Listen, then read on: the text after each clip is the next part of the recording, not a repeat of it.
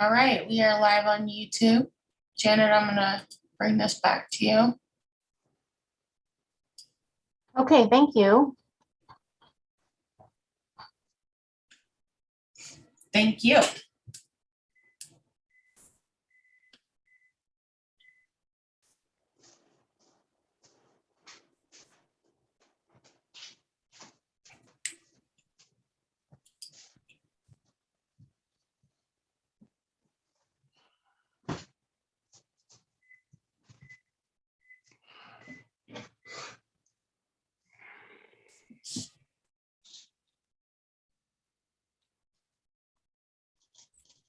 Janet, I'm going to log off for just a minute and I'll sign back on. Okay, Hey, Janet, can you send me the link to the staff report? Where you can look at the, okay, hang on. I didn't find it.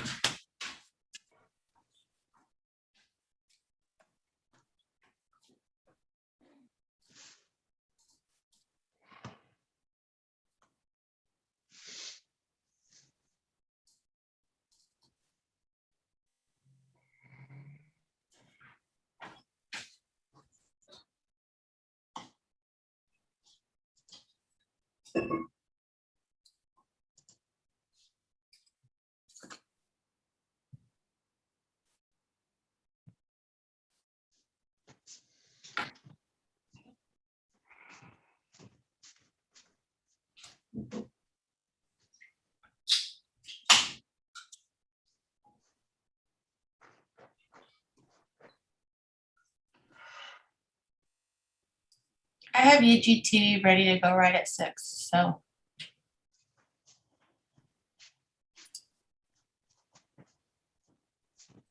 Okay, thank you. We're not ready anyway.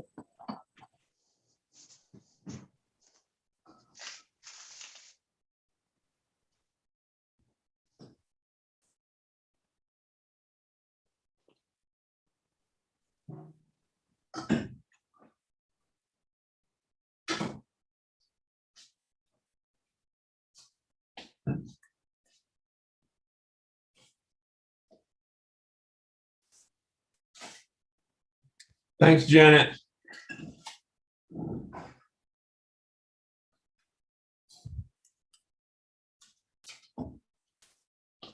Thank you, Janet.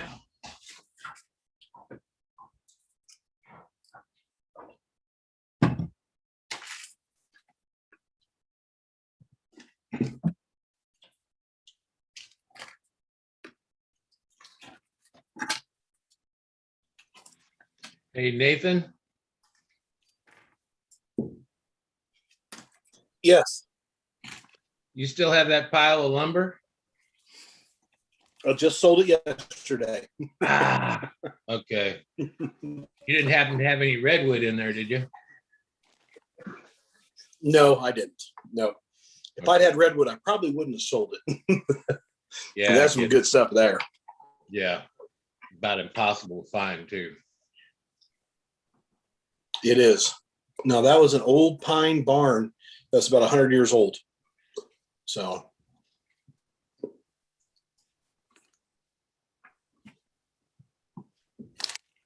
It was tempting. Did you get what you were asking for it? yes, I did. I had people as far as Colorado messaging me about it because just the way lumber shortages are right now on that type of wood. Yeah. Anything that's any of the rustic barn stuff is going for such a high premium. It's insane.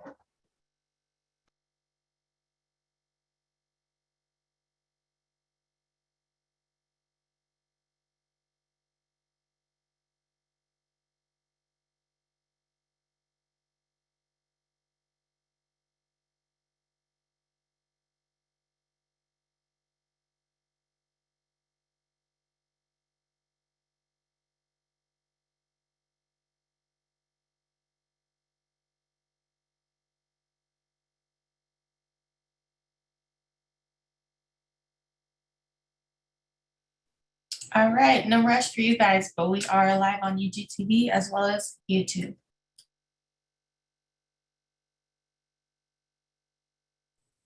Thank you, Mariah.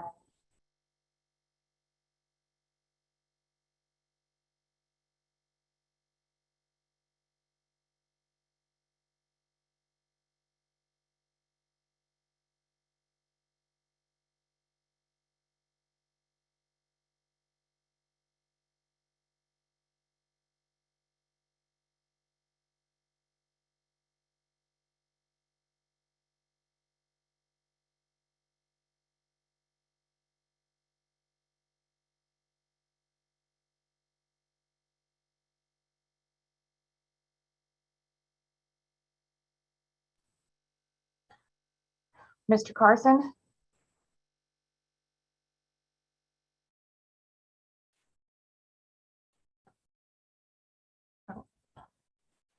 Mr. Carson, I have made you co-host. I've got Director Hand taken care of, and we are live on YouTube and on UGTV as of now.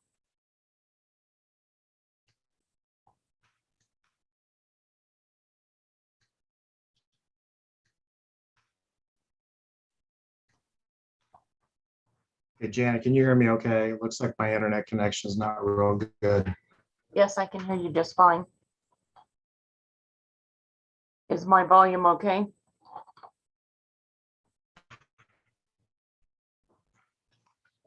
think it's on my end. We'll see how this goes. Are we ready to go? We are ready, yes, sir. Hey, good evening. I want to welcome everyone to the June 14th meeting of the Board of Zoning Appeals. My name is Jeff Carson. I will be chairing this evening's meeting. I would like to make a few introductions before we start.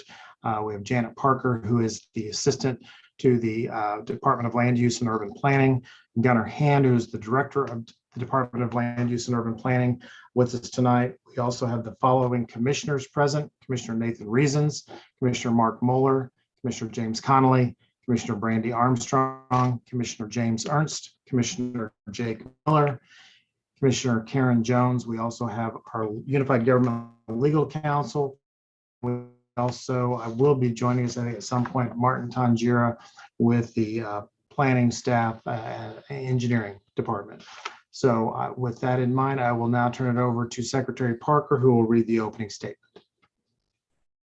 We would like to welcome those participating by telephone or Zoom to the meeting of the Board of Zoning Appeals. Due to COVID-19, the members are participating remotely by Zoom. Mr. Jeff Carson is serving as chairman this evening. Please note the following instructions for the meeting. If you are joining by Zoom video, please make sure you have an appropriate background and plan to stay visible during the meeting. Board members, use the raise your hand feature when you want to speak, and after Chairman Carson recognizes you, please unmute your microphone and state your name when you begin to speak. If you need to recuse or if you need a personal break, use the raise your hand feature. For those attending the meeting this evening, please use the raise your hand feature if you want to speak on an application. After the chairman recognizes you, unmute your microphone, state your name and address, and make your comments. If you are having issues getting in the Zoom meeting, please email planninginfo@wicokck.org and let Secretary Parker know. Proper meeting decorum is expected of all participating in the meeting, and anyone who fails to act properly may be removed from the meeting. The city reserves the right to discontinue a meeting if any improper behavior occurs, which prevents the uninterrupted conduct of business. The format for this evening's meeting is as follows. The applicant will make the opening statement explaining the proposal. The applicant will be given 15 minutes to present their case, which includes the applicant, consultants, and other members of the applicant's team. Members of the board will then address any questions they may have to the applicant. Any persons wishing to speak in favor will be recognized and allowed to do so at that time. Then those persons in opposition will be recognized to make their statements and ask questions. with each member of the public being given 5 minutes to express their opinions. Time may not be shared between speakers. A speaker's time may be extended in 5-minute intervals by a 2/3 majority vote of the board. The applicant will then answer questions and make a closing statement. The public hearing portion of the meeting will be closed, and the public will only be allowed to address the board if a question is directed to them. The staff will make their recommendation. The board will discuss the application and make their decision with a brief statement of the reason for the motion preceding the making of the motion. Motions to approve shall include the staff stipulations unless otherwise stated in the motion. Mr. Chairman, our first appeal is number BOZA 2021-007, Ronald Shameyer for property at 99 South 14th Street. Does any member of the board have any contact to disclose with regard to this application? No. Thank Hey, you. Mr. Shameyer, I've got you queued up to speak. If you'd go ahead and unmute yourself, please give us your name and address and tell us about your project. Okay, so I'm going to kind of speak a little bit in behalf of my father, Ronald Shameyer, right here. My name is Ronald is your- Joseph Shameyer. He's Ronald Dean. Am I coming through okay? Yes, you are. Okay, so he can't hear. He's legally deaf. He can hear somewhat. So this, with this technology and my limited capabilities, he's unable to hear anything being said. So I just got that off. And are you, I'm not sure exactly what our protocol is going to be for this, except that I know that we have an appeal out to leave our structure standing. why don't you tell us about those structures and what you've got out there so that everyone Okay. knows what we're talking about here. We've got a report. There are 3 structures on the property and 2 are built on top of a previous dwelling. Is that correct? Yeah, so the whole history was when I was it was probably 30, 40 years ago. It's about 30 years ago, I would say. The house burnt and the people that owned it sold it to us because at the time the alley would be blocked by neighbors and my mom would like egress. And it occurred, and at that time it had a driveway that went from alley to street. And so we used it primarily for that. But my dad's a handyman. He's got things going on. And he built a little shed that kept lawn equipment and this and that. Then he built another little outbuilding and it has his tools in it, saws, drill bits. Then the last one he built just for shade. But then he decided to put walls on it. And all these structures have probably been here, I'd say, for at least the last 15 on the very last one. Okay, so when your family acquired the property, there were no buildings on the property at all. The house had burned. Is that correct? That's correct. It was burned and then the city had it raised. And then we purchased the property. So all 3 structures were built after the house was burned and during your ownership or during your family's ownership, correct? That's correct. Okay, and anything else you want to tell us? I mean, what does he do with the sheds? They're just for storage and for some work that he does? Yeah, he's like he's not running a business or anything, correct? No, negative. He just ultimately what he does is he tinkers out there all day. He's got like a little wood pile. He makes little tables and this and that. He tinkers a lot. We do have a lot of lawn equipment, like a commercial mower and a wood chipper and chainsaws and such. And he takes care of like 3 vacant lots immediately to the south and keeps them maintained and mowed. Okay. Let me go to the commission, see if we have any questions. Is there anyone on any commissioners that have any questions? Yeah, I didn't. The applicant tonight. Please raise I your didn't hand. hear.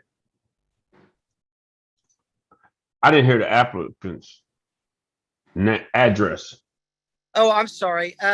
We reside at 94 South 13th Street, and the property in question is 99 South 14th. It abuts to our backyard. The only separation is the alleyway, the utility easement. Thank you.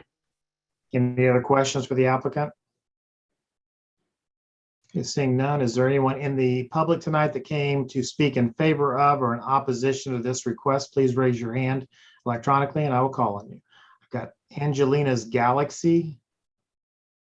Got you queued up to speak. Go ahead, give us your name and address, please. Angelina Longden. I live at 100 South 13th Street. Yes, ma'am. Go ahead. Yeah, Mr. Schomeier's, I mean, they're just sheds. They're not bothering they're not bothering us at all. I mean, he's had them there forever. I mean, keeps all his, lawn equipment, and yeah, like his son said, he keeps all his little stuff in there. I mean, it's not bothering us. It's not like junk or anything. He has it well taken care of. Okay. Anything else you'd like to add? No, Ma'am, is there anything else you'd like to add? no.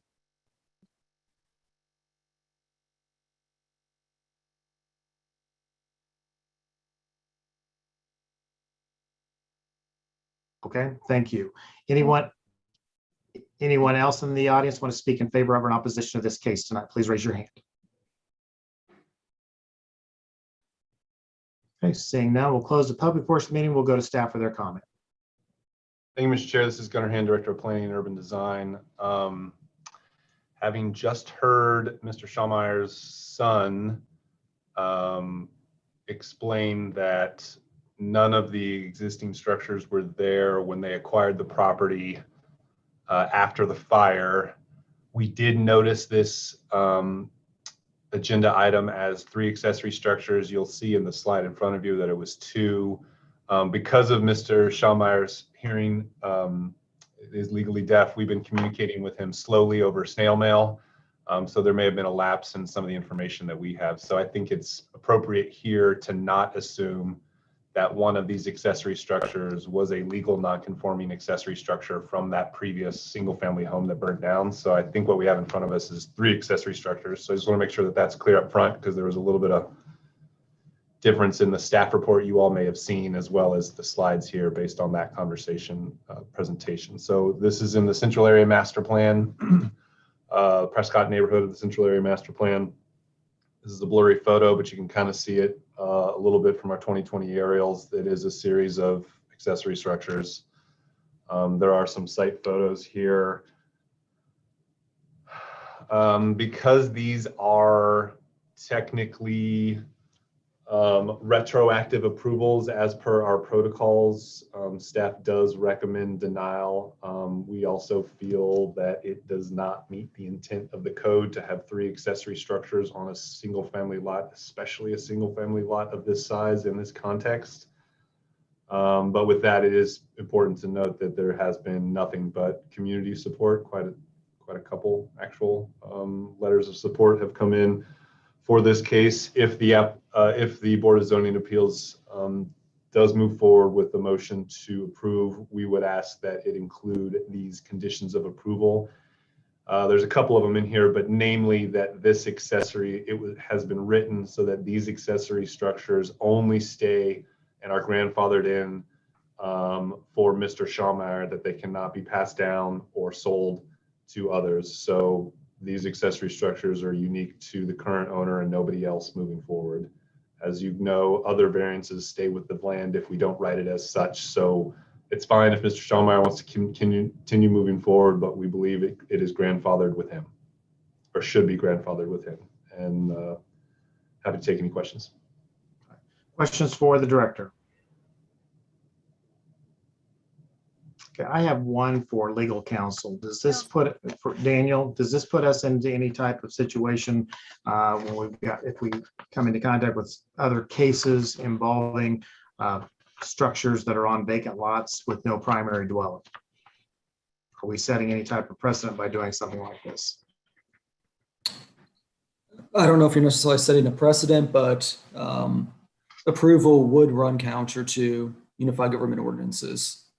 Whether or not the commission wants to take those on an individual basis is up to the commission. Okay, thank you. Commissioner Ernst. I am always uncomfortable with things that appear like they've been there for a really long time and we just noticed them. Before I make any motions, I will ask Gunnar if there are one or two structures which come closer to meeting the code than the third, or is there some compromise here for something that we just failed to notice? That's a great question, Commissioner Ernst. Again, this is Gunnar Hand, Director of Planning and Urban Design. Let me start by saying there are no NOVs on this property. We did happen upon it just recently. So with that, I think if you were, I guess my advice to the Board of Zoning Appeals, if you sought some sort of in-between or a compromise, I think it would be similar to where we thought we were when we thought one of these may have been a legal non-conforming accessory structure from that original house. Let me go back to the blurry aerial real quick. So there's basically one right here. If you can see my cursor, there's another one right here, and then there's a third one farther to the back. These first two look pretty close to being on the footprint of that former single family home. The one in the rear, I believe, but I'd want to confirm with Mr. Schallmeyer, is the largest of the structures. So it's not this one. It's not this one. It'd be this one, I believe, is the one farthest closest to the alley. Again, my advice to Board of Zoning Appeals, if you were seeking a compromise, is I would keep one as if it was a quote legal non-conforming, or one that is allowed by the zoning code. There's one accessory structure is allowed. It would be that one. So that one is in the right location, would meet the setbacks, is not sitting on the foundation of the former single family home. That answer your question, Commissioner Ernst? Yes, sir. Gunnar, with regard to some of the items that are stored outside of the buildings, there's not a violation there. I mean, I see a lot of items in the photographs. There's definitely some code issues too. Okay, so there's some code issues that are going to have to be taken care of, I'm assuming, first, if we decide to move this forward. I mean, looks like we've got missing siding on on one side where there's those 3 propane tanks sitting below. It looks like there's possibly a vent of some kind. I don't know what that's. There is no heat or anything like that in any of these buildings, I'm assuming. But it also looks like on one of the buildings, it looks like there may be power out there. If you look at the back of the building, the largest one next to the window, it looks like there's a meter box. I was under the assumption there is no power. I do not know. Does that change anything if there is power and all of a sudden do we have plumbing? I mean, what do we know that we have out there? Because that clearly looks like a meter can or some sort of power box out there. Speak. I mean, I think if you want to potentially ask the applicant that, I'm not sure. It's our understanding that those are not habitable. Mr. Schallmeyer, can you answer that question for me? Do you have power out on the property? Yes, I can. That is correct. He has power over there. And I agree, there is some code violations that we can definitely correct. What about water or sanitary facilities like No, a toilet or a bathroom or anything like that? no, nothing. Mainly he's got a small power supply for like his power tools and such. But again, I would, yeah, like you said, it's not really up to code on that. So Mr. Is there any type of heating system like a wood stove or anything like that? no. All right, thank you. Mr. Chair, Gunner? I was just going to mention that one of the conditions of approval, if the Board of Zoning moves forward with the motion for approval, does require building permits be sought. And at that point, there are some, there's also a condition of approval that the appropriate materials be used. The code requires that they basically match what would be a single family home. So we're like in that direction, but not close. So I think through a building permit process, we could fix, we could work through a lot of those issues. And then with the applicant, I think it's just the way the process is, we would have to issue a notice of violation for all the code issues to clean up, but we could follow up with that as well. All right, thank you. Other questions for the director? I have one. All right, Commissioner Jones. Maybe I missed it, Gunnar. How did this come to our attention? Gunnar Hinn, Director of Planning and Urban Design. One of our code enforcement officers drove by, took a picture and sent it to us and said, what's going on here, basically. And then we contacted Mr. Schallmeyer and he worked with them to move forward. Power and light, okay. Thank you. Anyone, any other questions? Okay, seeing none, I will stand for a motion.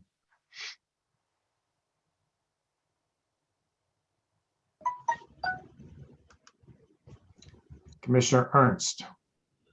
I move the Board of Zoning Appeals approve case BOZ 2021-007, subject to all current and any additional staff stipulations. Gunnar sees fit. Okay. Second. Motion is for approval is made by Commissioner Ernst, seconded by Commissioner Miller. Any discussion on motion for approval? Seeing none, roll call, please. I do. I'm Jeff, sorry, I'm discussion. sorry, Chair. So is that with Yes. what I think Gunnar said would be just one accessory structure would be allowed to stay? Is that right?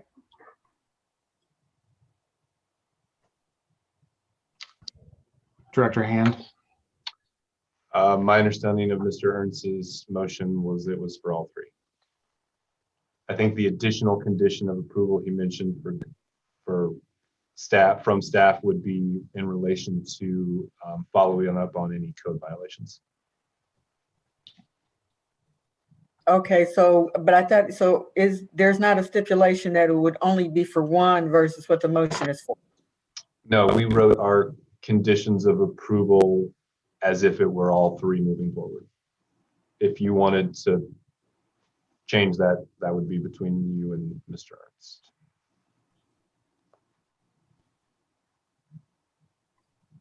Anything else, Commissioner Jones? So Commissioner Ernst, you're saying for all three? Yes, ma'am. That's what I'm saying. Okay, thank you.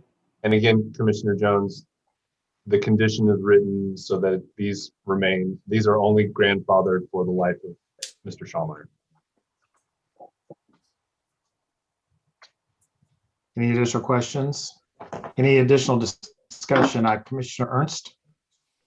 I would point out that if it has a meter on it, BPU deemed it a structure. That may or may not be the good news. And we were considering one as being non-conforming, Gunnar, and the two, so we'd be getting two additional structures. Is that correct? No, based on the clarification or the presentation by the applicant this evening, I think we will stick with what it was noticed as three accessory structures that came into play after the house burnt down. Okay, thank you. Any more discussion on motion for approval? Seeing none, roll call. Armstrong, Aye. Conley, No. Ernst, Aye. Jones, Nay. Miller, Aye. Moeller, Aye. Reasons. Aye. Mr. Chairman, that motion to approve this appeal, subject to the conditions outlined by the maker, passes 5 in favor and 2 opposed. Okay, thank you. Mr. Chairman, that takes us to our next application, which is BOZA 2021-012, Brian Stokes, for property at 734 South 76th Street. Does any member of the commission have any contact to disclose with regard to this case? No. No. No. Thank you. Mr. Stokes, if you're in the audience, I need you to raise your hand so I can locate you. Brian Stokes.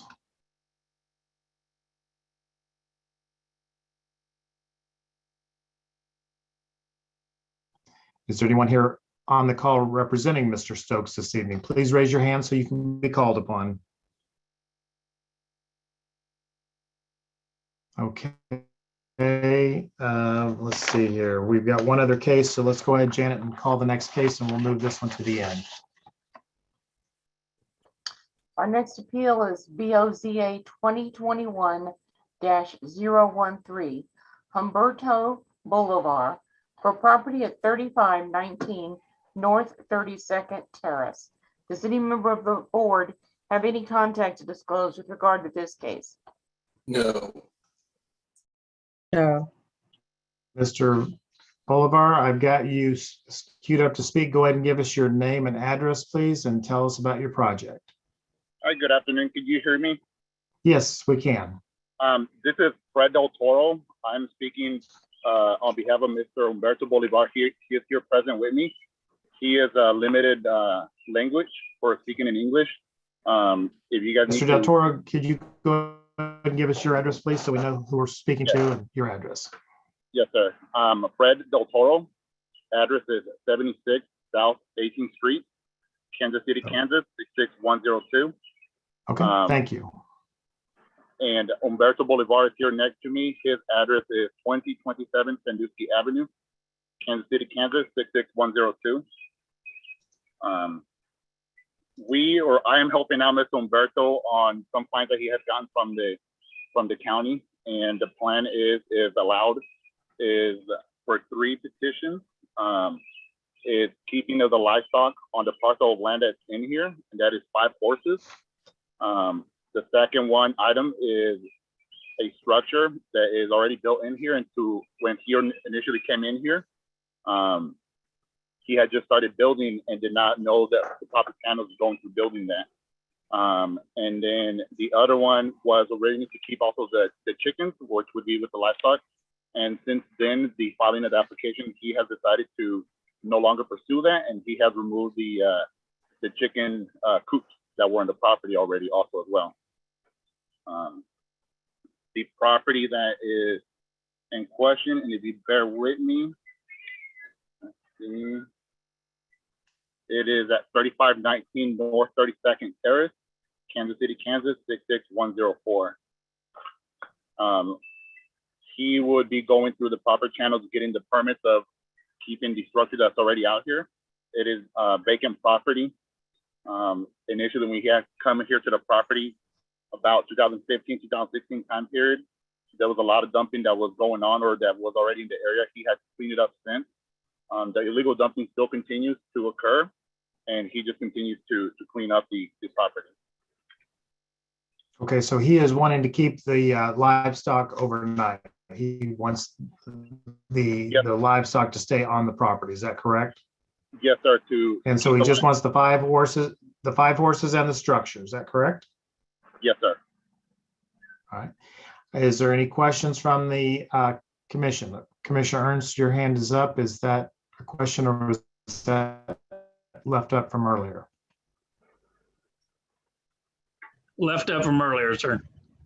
I do have a question. Commissioner Ernst? Left up from earlier.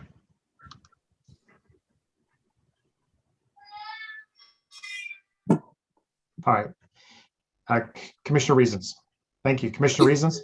Yes. I was wanting to ask the applicant, how big is the property where you're keeping the 5 horses? let me get the exact acreage here for you. It is 0.952 acres. It is 0.048 acres shy of being 1 full acre.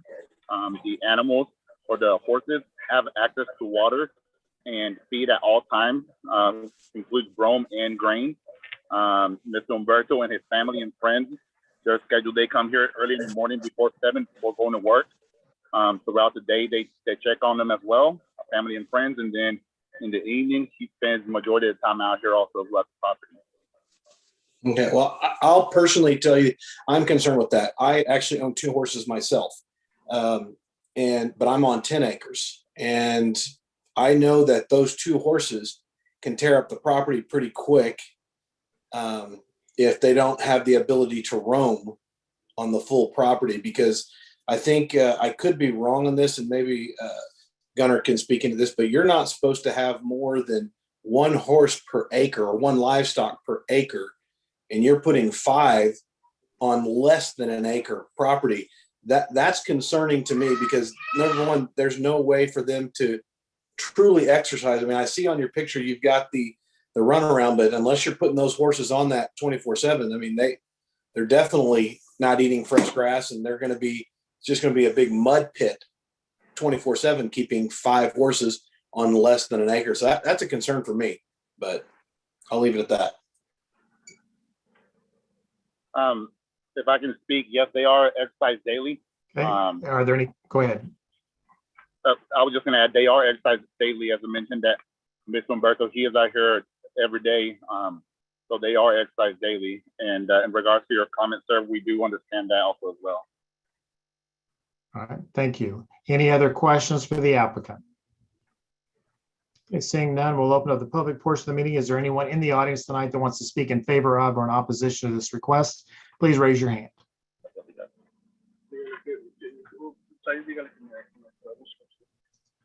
Seeing none, we'll go ahead and close the public portion of the meeting, and we will go to Director Hand for his comment. Thank you, Mr. Chair. This is Gunnar Hand, Director of Planning and Urban Design.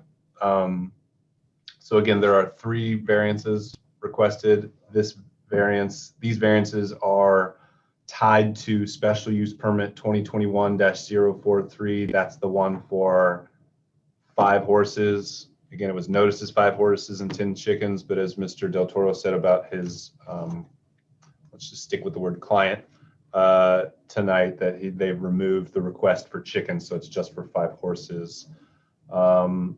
The 3 variances are, again, if you're in an R1 zone over 1 acre, you can get an SUP for animals. This is under 1 acre, so that's the first variance. Second variance is for an accessory structure without a primary structure. We got a barn out there and nothing else. Again, it's zoned R1. And the third one is that accessory structure exceeds the size limit of 1,000 by about 1,826 square feet. So it's a relatively large barn out there and pen.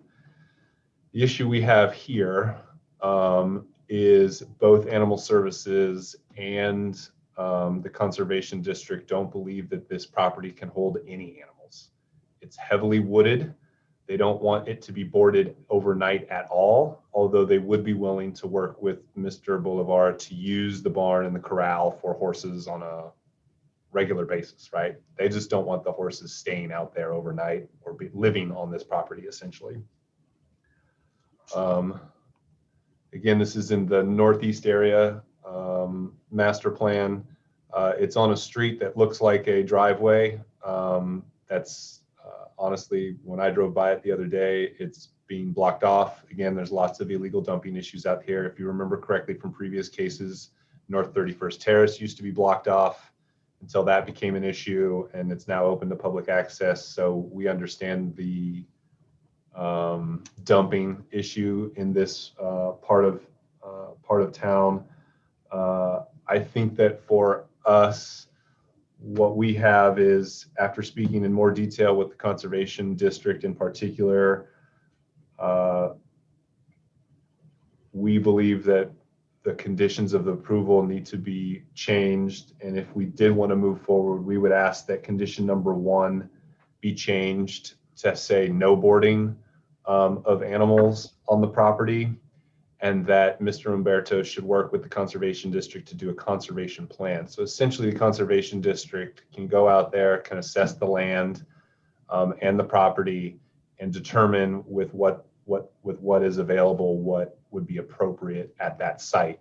They believe, because they were not able to access the property because it was closed off, they believe from what they know that a horse should not be staying there overnight, but they could potentially be there during the day and used as a training facility, if you will. But they don't know exactly how many horses that could hold even during the day. So they are asking that we request a conservation plan be developed with the district. And in that sense, they can then determine how many animals could or should not be on that property. So I think we have a couple of choices here. If we want to move forward, we could, at this point, we could hold over both items and have the applicant work with the Conservation District to develop that strategy, and then based on what they come up with, come back with either a number of animals or not, or we could move forward with just no boarding as a part of the SUP. Again, the SUP being tied to this variance, the question here is, do we want a barn on this property? So Is that all? Oh, yeah, I think that Sorry, excuse me. covers it. Okay, questions, Commissioner Reasons? Yeah, Gunner, question that I have on this one here. So I was just looking up on your plot there, and I mean, it looks like a lot of the land around his property is Wyandotte County Land Bank property. It is.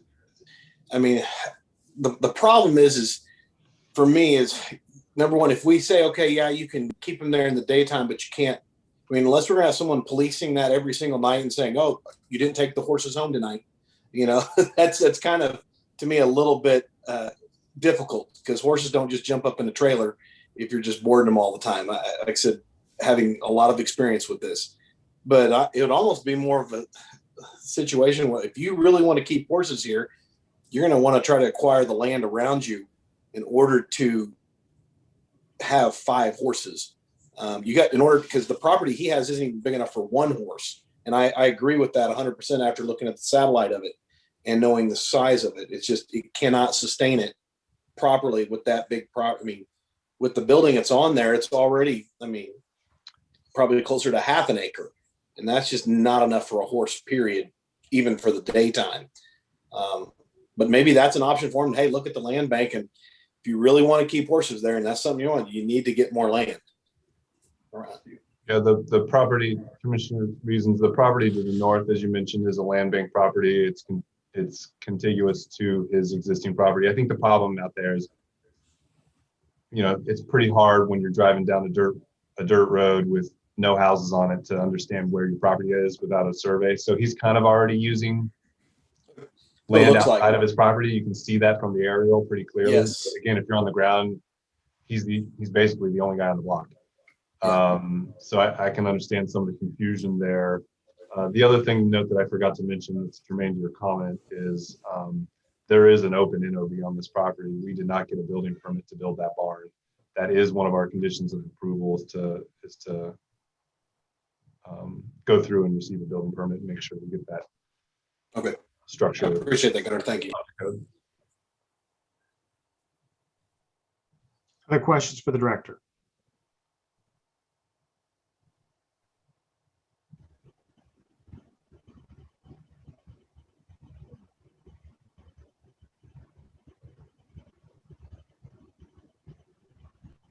Sorry, I've got a bad connection. I can't hear anybody. Is there any other questions? I don't think so, Mr. Chair.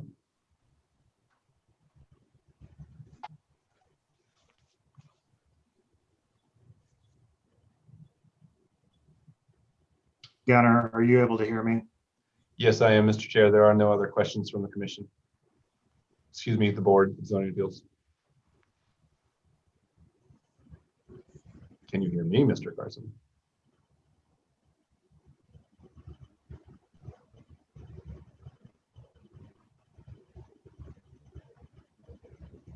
can hear you.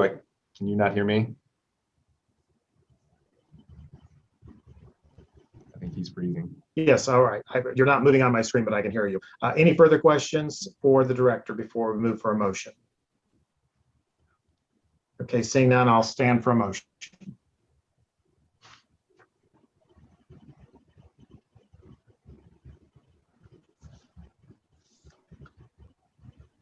Anyone? I had moved for motion of denial of this deal, and yeah, You have to give a reason, Mr. Reasons. Yeah, basically because. So yeah, your motion is because for denial for what reason? denial based upon that the land cannot sustain a single horse, let alone 5. The motion for denial is made by Commissioner Reasons based on the size of the property and what is being requested this evening. Is there a second? Second. Commissioner Jones? Commissioner Jones seconded the motion for denial. Any discussion on motion for denial? Seeing none, roll call. Armstrong, Aye. Conley, Aye. Ernst, Nay. Jones, Aye. Miller, No. Moeller, Aye. Reasons. Aye. Mr. Chairman, that motion to deny this variance passes 5 in favor and 2 opposed. Okay, thank you. Janet, you want to go back to the case we missed for Mr. Stokes? I'm not sure if they're here. Yes. Just 1 second, please. Okay, Amica, I think that he may be on the call now, Mr. Chairman, but would you want to make an announcement about the Planning Commission meeting? Yes, I'm sorry. For those of you that are waiting for the start of the City Planning Commission, we are running behind for the Board of Zoning Appeals. Once we conclude with this last case, we'll take a 5-minute recess and then we will convene the City Planning Commission at that time. Mr. Chairman, while before the prior applicant leaves, Director Hand, is there anything that, since this appeal was denied, that we need to say to the applicant about his special use permit? Yeah, this is Gunnar Hand, Director of Planning and Urban Design. I believe the way we've been handling this is because the SUP has been noticed, we still need to have a duly informed public meeting, but because the conditions of the Boza case are tied to the SUP and vice versa, you can't get one without the other. So I think we'll open the case and hear it, but it's essentially been already decided. Okay. So at this time, excuse me, Janet, I mean, sorry. at this time, does the applicant need to be present for that case to be presented if there's not any way it's going to be approved or it cannot be approved? I mean, again, I think technically we have to go through the motions and open the public meeting, so they do have an opportunity to speak if they so choose. All right, but if they're not here, we'll just, okay. All right, thank you. We're going to go back to BOZA 2021-012, Brian Stokes, for property at 734 South 76th Street. Mr. Stokes, are you in the audience? If you would, please raise your hand so I can call on you. Brian Stokes. I have one Brian in the audience that just says Brian. Is that you, Mr. Stokes?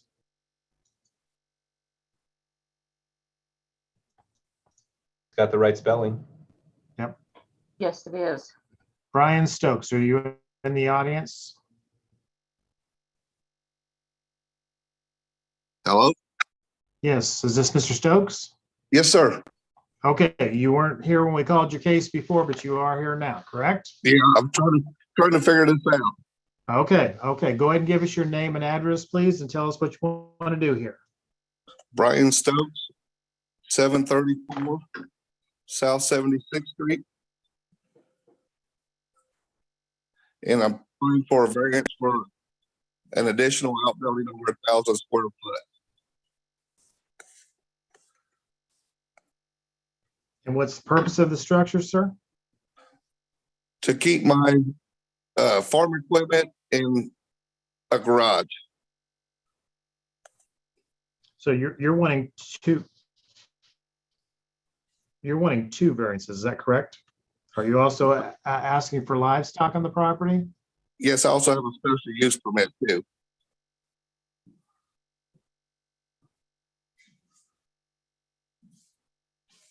Okay, so you got two variances and a special use permit. So you want a building that exceeds the size requirement. And what else do you want to do? Tell us what you want to do with this property.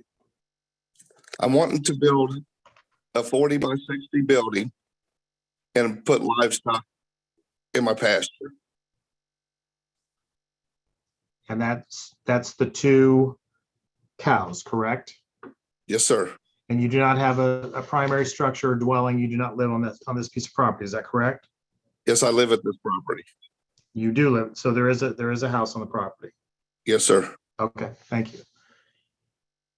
Anything else you want to add? No. Okay, any questions for the applicant?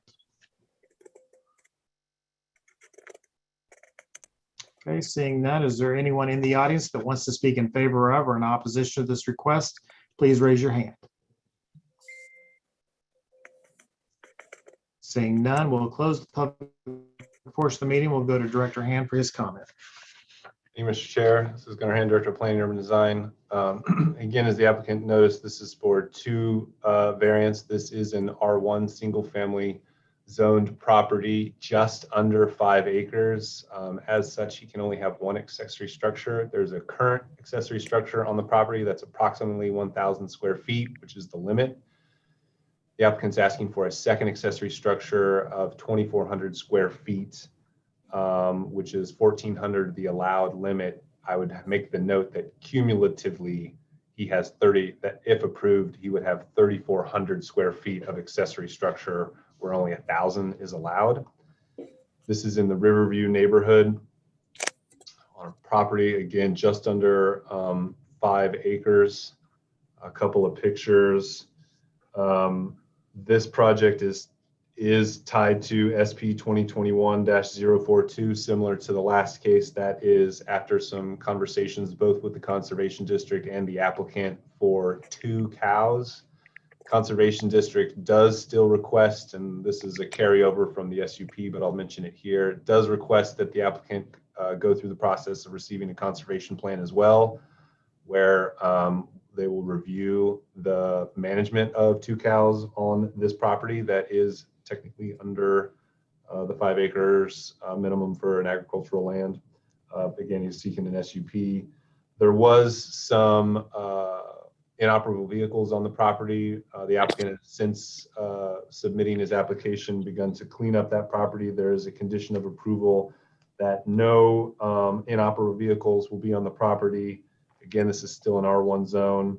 And secondly, that any parking occurs on improved surfaces, again, as per required by code in R1 zone. There is an old NOV from 2013 that's been resolved and not an issue. We've received no opposition and no support, letters of support. Again, staff would like to make 2 corrections to the conditions of approval. If you look at if you look in the staff report, number 1 says that the, 1B specifically says that the accessory structure in the future can exceed 2,400 square feet. We would ask that the word "not" be included so that it cannot in the future exceed 2,400 square feet. And then if you look at condition number 4, it's still in the old language from the draft staff report when we were talking about potentially 4 cows. We've since talked to both the applicant and the Conservation District, and they feel more comfortable with 2 cows.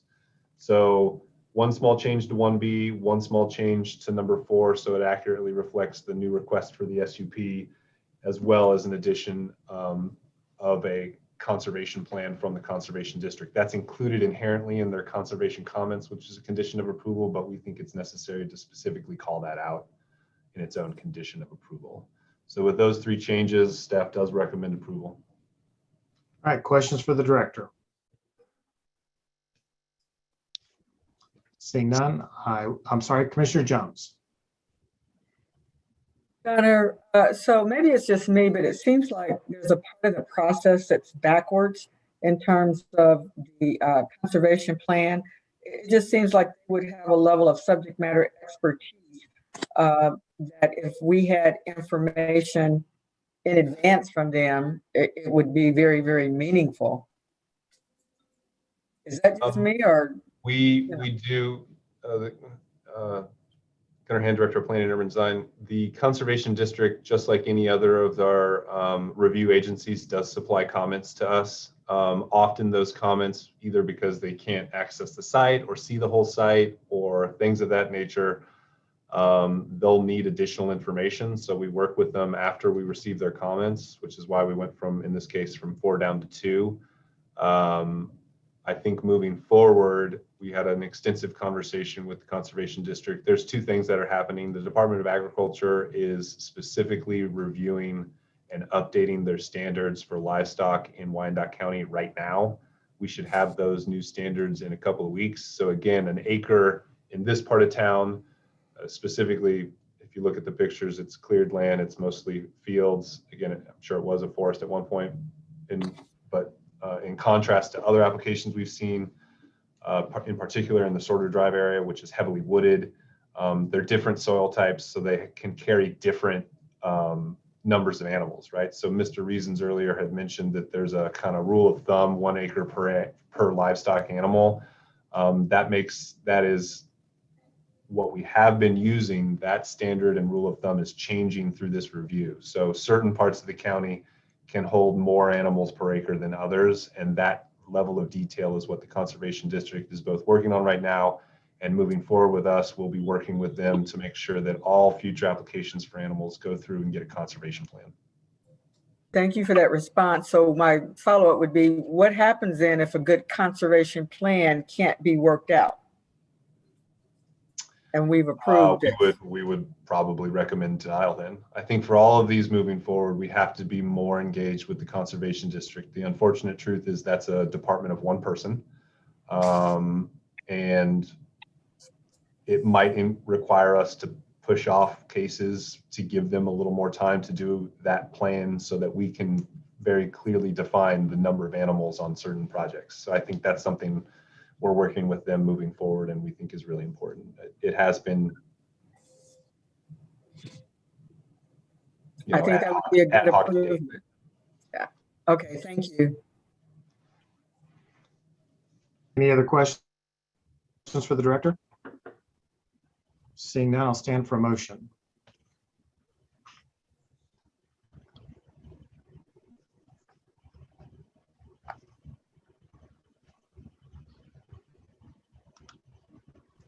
Is there a motion? Commissioner Motion Ernst. to approve per staff stipulations. Okay, I'm sorry, Commissioner Reasons. So Commissioner Reasons made the motion to approve. Is there a second? Second. Pardon me, I've got a bad connection. Commissioner Miller, thank you. So motion to approve by Commissioner Reasons, seconded by Commissioner Miller. Any discussion on motion for approval? Roll call. Armstrong, Aye. Conley, Aye. Ernst, Aye. Jones, Aye. Miller, Aye. Moeller, Aye. Reasons. Aye. Mr. Chairman, that motion to approve this appeal with the staff's revised comments passes 7 in favor and none opposed. Mr. Chairman, that completes the Board of Zoning Appeals agenda.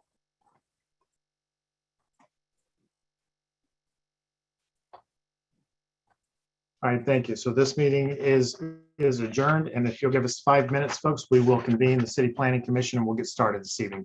Thank you all for your patience. And I would remind all the board members to please make sure your microphones are muted.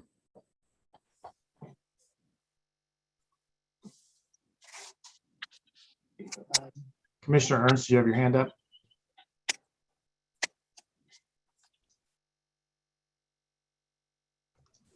I think that's a lag tag thing, Jeff. I put it up to make the last motion, but it didn't come up until after the meeting was adjourned.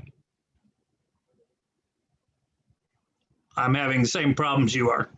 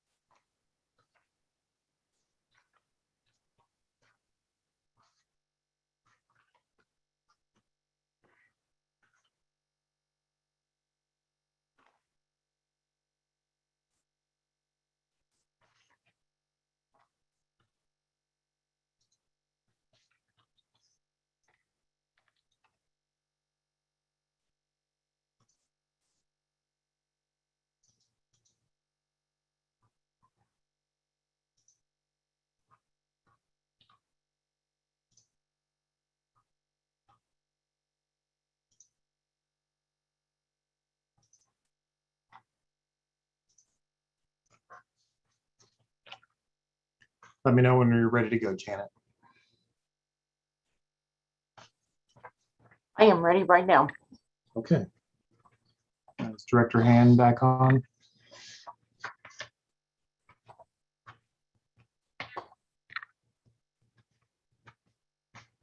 Yes, he is.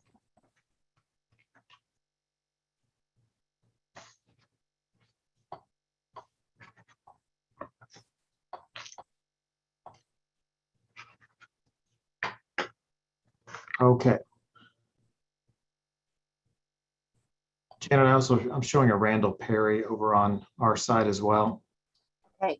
I can get him moved over. As well as Mr.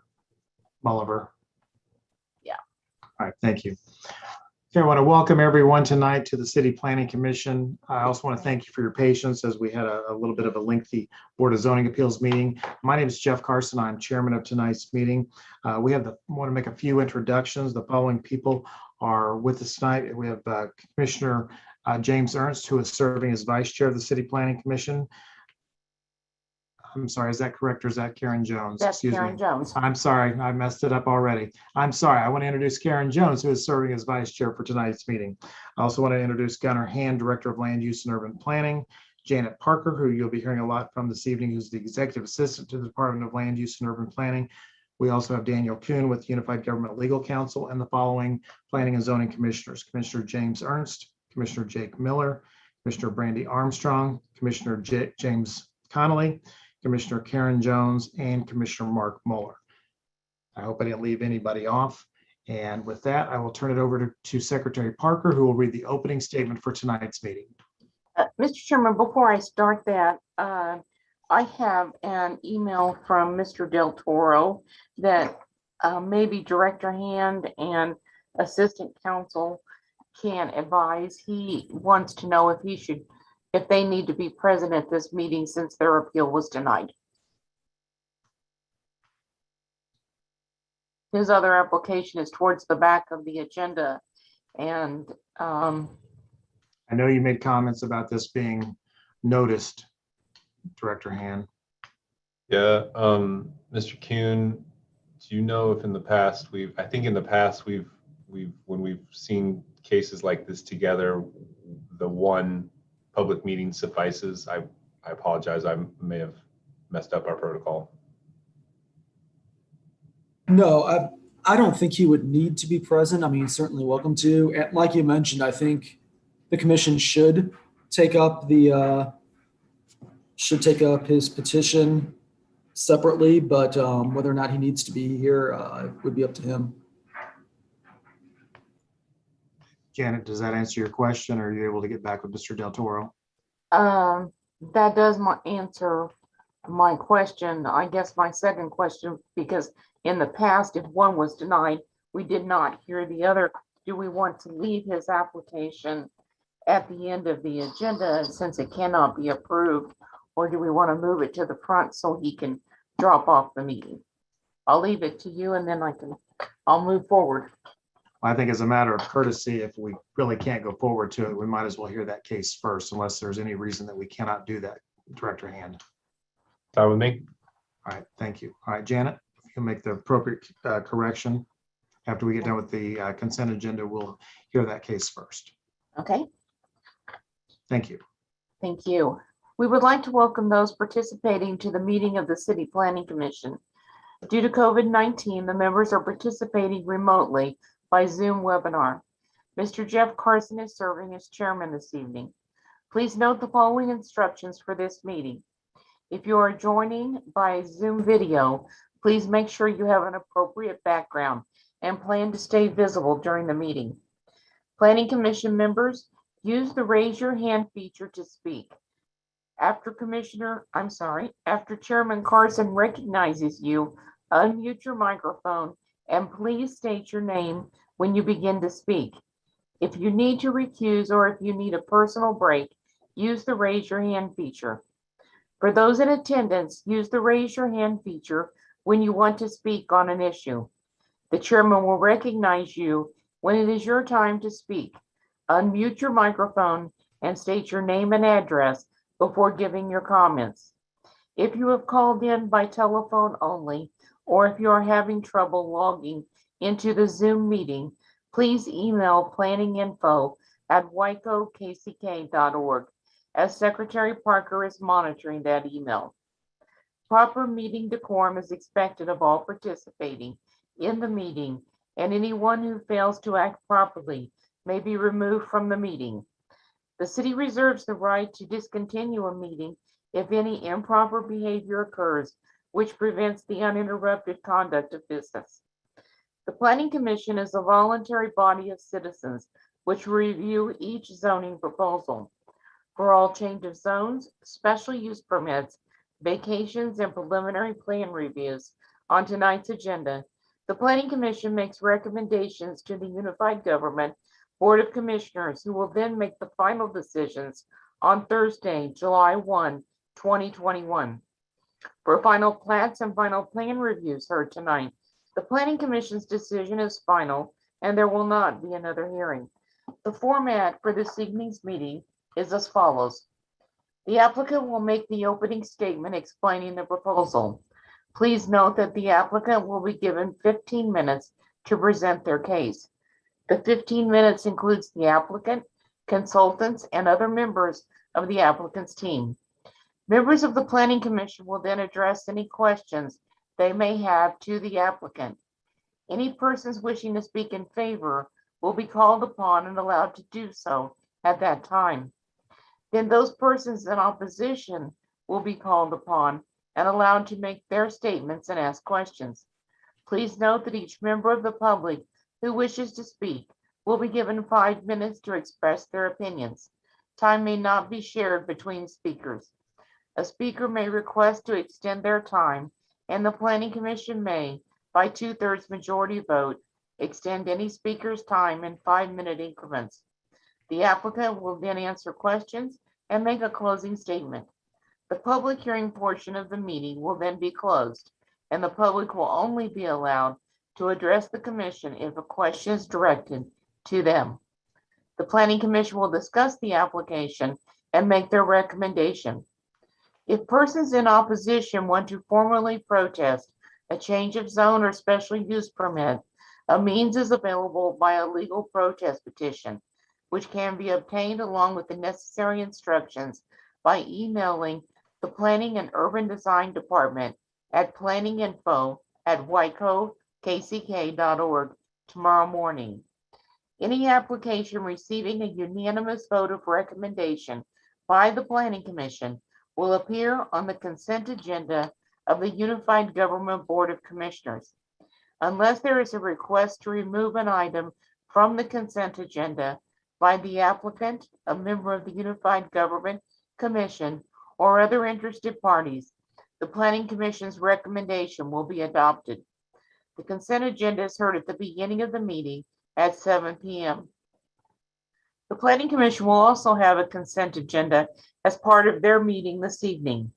The consent agenda is the first part of the agenda, and items on the consent agenda are final plats, final plans, or special use permit renewals that have received a staff recommendation to approve.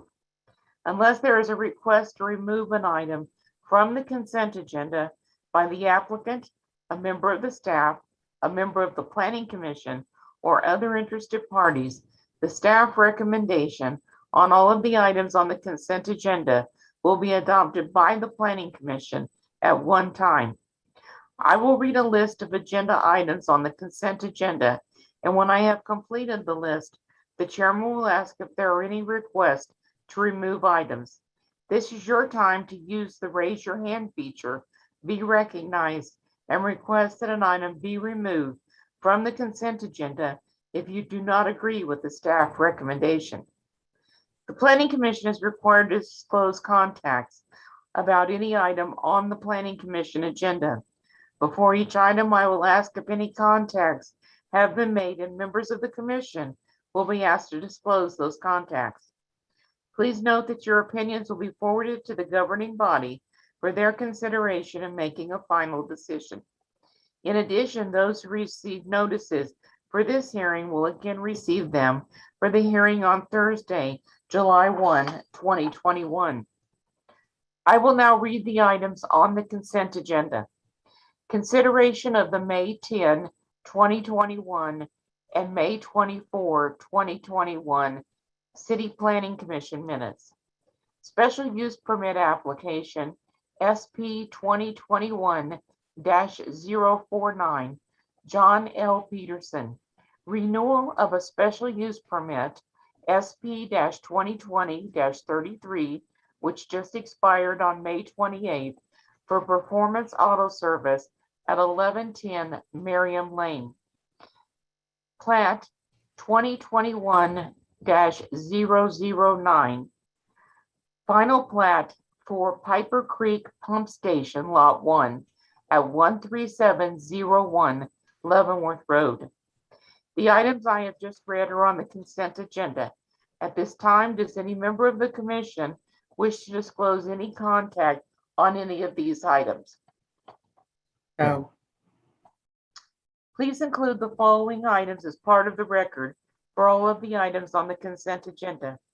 The city's currently adopted zoning and subdivision regulations, the official zoning map for the area in question, the city's currently adopted master plan for the area in question, the staff report and attachments dated June 14, 2021, the application and other documents, plans, pictures, and maps submitted by the applicant in furtherance of the case and contained in the official file, the publication in the Echo for the special use permit, and the notices to property owners. The commission will vote to approve in one vote these items unless someone requests that an item be removed from the consent agenda. Thank you. Is there anyone on the commission that wants to pull an item off for special consideration from the consent agenda? Okay, Commissioner Jones.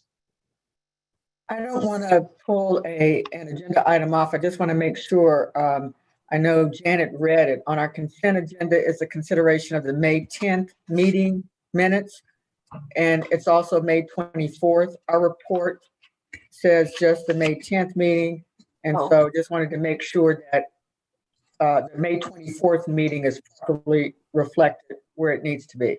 That's it. Right. Commissioner Jones, the system that we use for our agenda only allows me to put one set of minutes in there. Okay, thank you. I just wanted to note that. Okay. Is there anyone in the audience that would like to remove an item for special consideration from the consent agenda? Please raise your hand at this time. Okay, Aaron Strika. Janet, you're going to have to either promote me because I do not have any control over the participants or the attendees. Oh, okay. Did you, okay, there, I made you a co-host again. Okay, there we go. Aaron, you go ahead and unmute yourself, please. Hi, this is Aaron Strika. I'd like to request SP 2021-049 be removed from the consent agenda. Okay. Thank you. Anyone else in the audience want anything pulled from the consent agenda for special consideration this evening? Please raise your hand.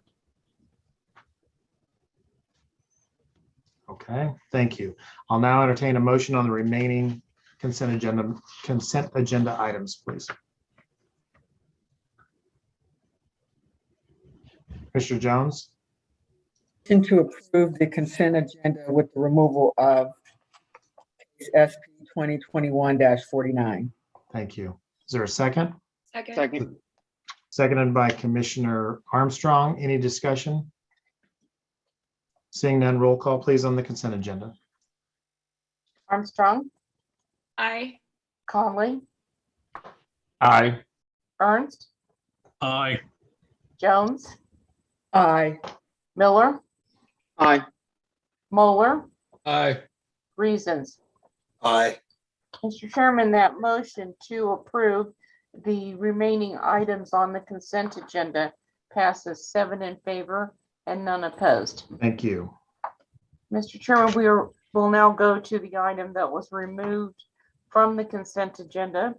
Special use permit application SP 2021-049.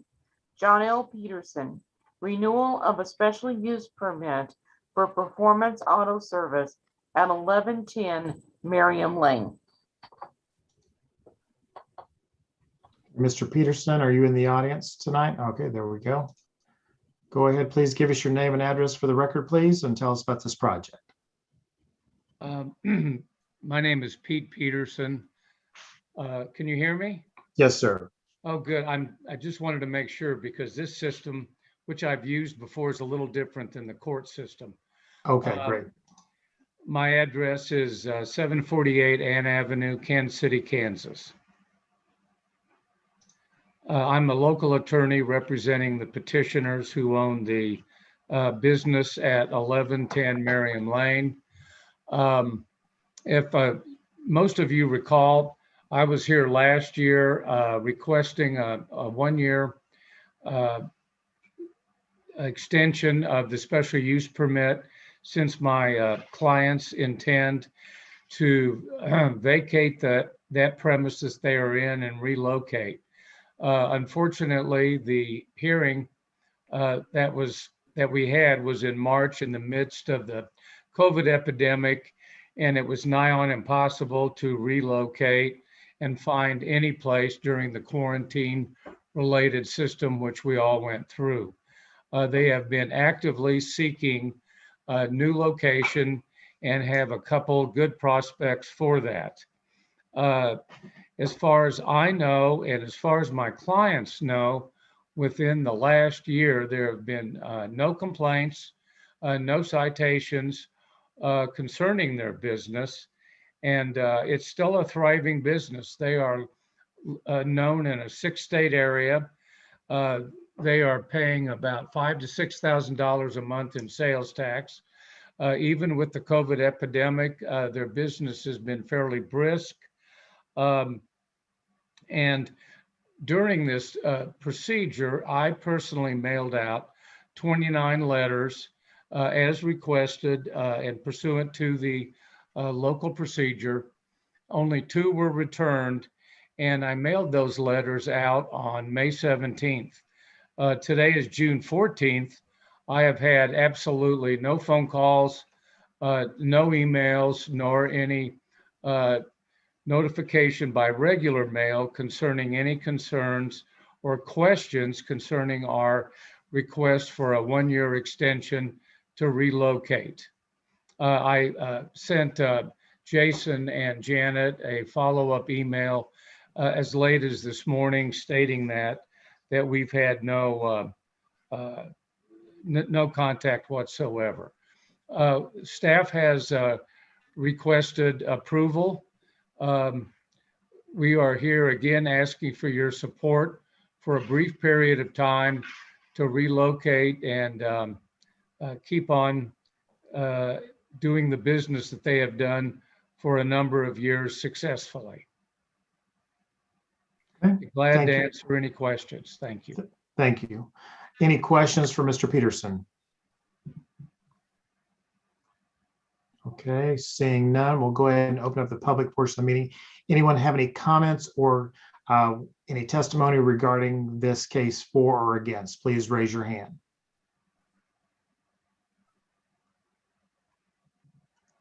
Yes, Ms. Strika. This is Erin Strika at 1403 Southwest Boulevard, here representing Rosedale Development Association. There have been some pretty persistent issues with this site since the initial approval of the special use permit several years ago. Speeding, noise, and the lot being overparked, having too many cars stacked end to end have been the main ones. The most kind of easily observable issue is the overparking. And I see in the staff report that staff recently took a photo of the lot with too many cars parked in it outside of marked spaces. The applicant responded that the picture was taken on a Monday morning and that the lot is only overparked on Monday mornings and Friday afternoons when cars move in and out. And I got to tell you, that's just not true. In my observation, I pass the site, I don't know, 10 or 12 times a week. And the vast majority of the time during business hours, the lot has too many cars parked in it. I'm speaking tonight because I got a call this afternoon from a nearby neighbor, and I'm not sure if she made it onto the call tonight or not. I gave her the instructions, but I don't believe she's done a Zoom planning commission meeting before, saying that she is nearby. She can hear the business from her home and it's loud, and the overparking bothers her. The parking on adjacent residential streets bothers her, and the speeding bothers her. I think that there's ample evidence that this is not the appropriate use for the site, and I know the applicant knows that and is looking to move, and I absolutely understand that COVID-19 has disrupted everything for everyone. And I certainly wish them the best in finding a site that can accommodate the volume of cars they need. However, given that it's been pretty consistent issues over all this time, I would ask for some reassurance for the neighborhood, both as to how the stipulations of this permit will be enforced consistently if it is granted, and as to what will happen at the end of this year if the applicant doesn't move or doesn't find a new place. I think I'd ask for some reassurance that it won't be granted again. Thank you. All right, thank you. I do have one clarification if you could make for me, please, Aaron. When you bring up speeding, what are you talking about? Are they speeding in and out of the facility, or is it engine racing while they're within the facility? What, can you just clarify the speeding portion of your comment? Well, and I'll tell you, this is primarily hearsay. I've seen it a little bit, but I haven't seen a lot of this myself. What neighbors have told me is they see a lot of cool looking cars, performance style cars, speeding up and down Merriam Lane where they didn't before, and that they believe the cars are coming from this business. Okay. I'll say, because I can never be totally sure that that's where those cars are coming from, I'm much more concerned about the overparking issue. Okay, great, thank you. I was just hoping nobody had reported me, but since I don't drive a performance car, I guess I'm off the hook, so thank you. I had a question. Yes, Commissioner Connolly. As far as the noise, is you saying the noise, what do you mean? Is it engines racing or loud mufflers, or what's the noise part of it? Yeah, and Mr. Peterson may have to help me out here. My recollection is there is a machine that's used to kind of rev the engines up as far as they'll go to enhance the performance. And that machine is quite loud. So I know at some point they took some decibel measurements outside, and there's a limit to the number of decibels they can hit outside of their garage. I don't have that decibel device. I don't know what the decibels are. I just know I get calls from neighbors saying I can hear this from my backyard, and that's driving me nuts. Thank you. Thank you. Commissioner Reasons? Yes, Aaron, I have a question.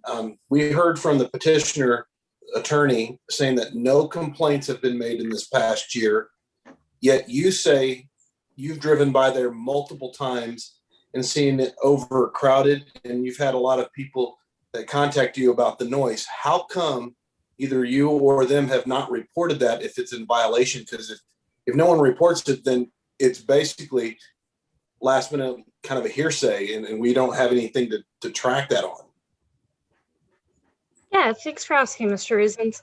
When this permit was first granted, each time someone called my office with this issue, I drove by the site, took a picture, and sent it in to planning. After a while, that started to feel pretty excessive to me. I was driving by most weeks, and I felt like that was just too much scrutiny given to one business and too much of my time. And so I just kind of I started just passing those along. Over the past year, so before this permit was granted last time around, I spoke to the neighbors and learned that the issue was ongoing and saw it myself. And I sent in written comments to that effect. I couldn't make that planning commission meeting, so I'm not sure if that was discussed at all. But I sent that in then. And then, like I say, I got a call today. Over the last year, certainly my understanding was that the applicant was actively working on moving. And I understand that. I understand these things take time. I'm not trying to kind of hassle this business. I'm just kind of asking for what the time limit is and how this is going to be enforced going forward. Commissioner Reasons, you okay with that? Yeah, I'm still once again, it's hard for us as commissioners to sit there, when we hear this, we know this has come up several times, multiple times. And when we've gone a whole year without hearing a single complaint has been filed, then all of a sudden, bam, all of a sudden, it seems like the whole world is falling apart with this business as far as noise. So, it makes it difficult for us to make is this an emotional decision because they don't like the business already, or is this a legitimate problem because we have no track record for the past year? So I am concerned about that. And that's it. All right, thank you. Anybody else from the public who want to speak in favor of or in opposition to this request? Please raise your hand. Seeing no one else, we'll go ahead and I want to go back to the applicant. Mr. Peterson, can you address some of the concerns of Ms. Stryker with regard to noise and maybe over parking, and maybe specifically address that concern that it was discussed that it was only on Mondays, but it seems like it's more days than that it's over parked. Yes. Thank you, Mr. Chairman. As far as I think I'd be doing my profession as an attorney a disservice if I didn't center and hone in on the word hearsay. I think we've all heard that word, and again, over this 3-year period that we've been there, and I don't want to get into he said, she said stuff. I personally have gone down to Aaron's office when we first applied to discuss this. I've been available. Everybody has my office number, my office address, my cell phone number, my email address. And if my clients didn't react when there was a complaint, I was quite open to receiving something. I personally have received no complaint, no phone calls, nothing in this last year. So I agree with Mr. Reasons. I'm kind of flabbergasted because 3 years ago, we had 3 people show up at the neighborhood meeting pre-COVID, and then we were kind of ambushed at the meeting. A year ago when we were here, again, the complaints didn't arise until the meeting, and now here we are again.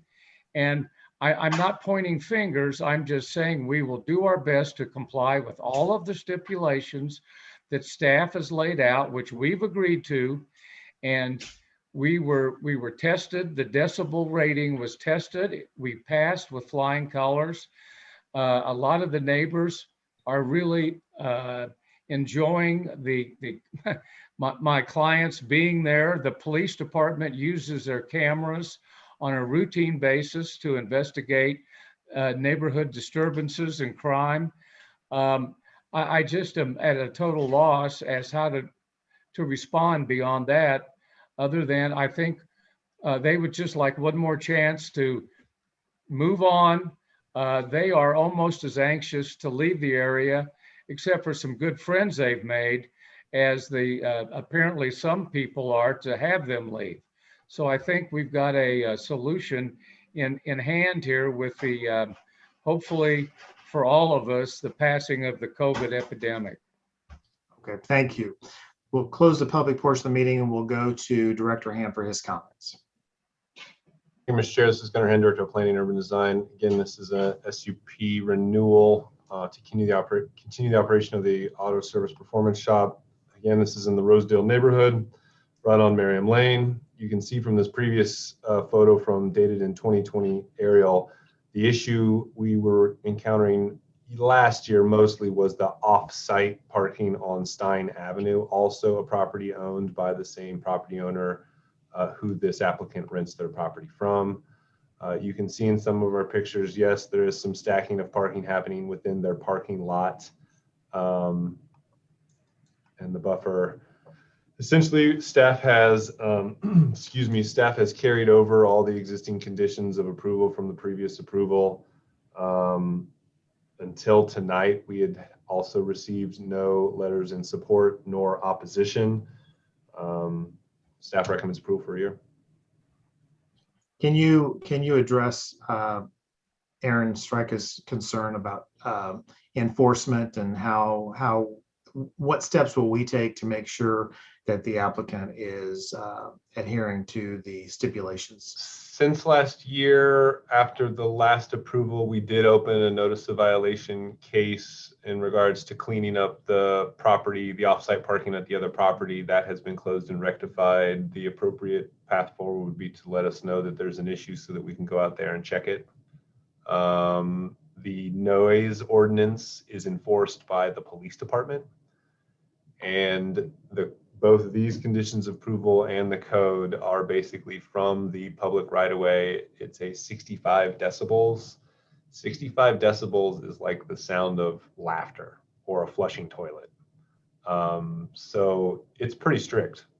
And I would imagine the revving of a car, even with the doors closed, could potentially violate that. I haven't gone out there, and our staff hasn't gone out there and tested the decibel level specifically. So there may very well be issues. The applicant, again, just clarified that they've done the same and they seem to pass. So if there's a noise issue, you should call KCKPD. If there's any other issues related to parking or offsite parking or anything of that nature, you should definitely seek out the code or zoning enforcement officer, and we can follow up accordingly. Okay. Anything else? No, again, we understand the issues of trying to move in this last year, and so a 1 year extension we can get behind. All right. Any questions for the director? Saying none, I'll stand for a motion.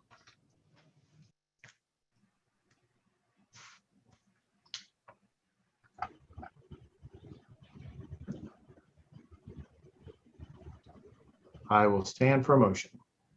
Motion to approve with staff stipulations for 1 year.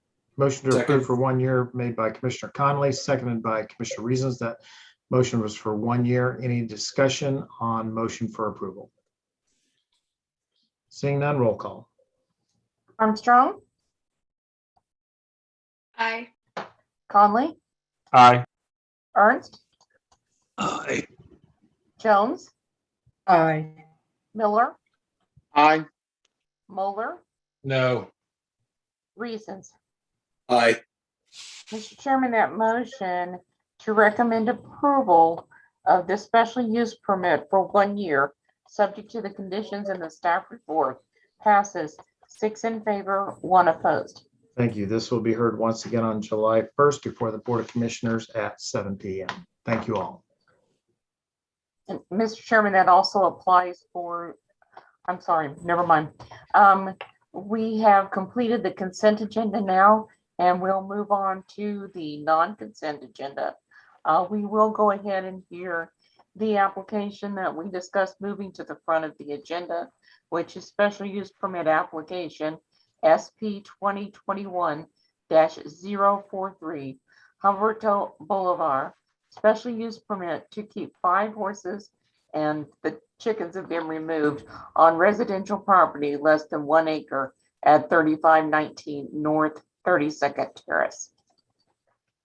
Please include the following items as part of the record for this case: the city's currently adopted zoning and subdivision regulations, the official zoning map for the area in question, the city's currently adopted master plan for the area in question, the staff report and attachments dated June 14, 2021, the application and other documents, plans, pictures, and maps submitted by the applicant in furtherance of the case and contained in the official file, the notice in the Wyandotte Echo, the notices to property owners, and the testimony at the Board of Zoning Appeals meeting earlier this evening. Does anyone on the commission have any contact to disclose with regard to this case? No. Thank you. Okay, Mr. Del Toro, I believe you're still in the audience on behalf of Mr. Bolivar.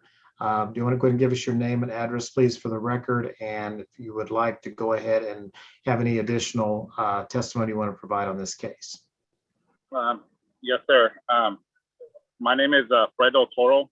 My address of residence is 76 South 18th Street, Kansas City, Kansas, 66102.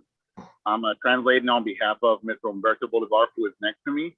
His address of residence is 2027 Sandusky Avenue, Kansas City, Kansas, 66102.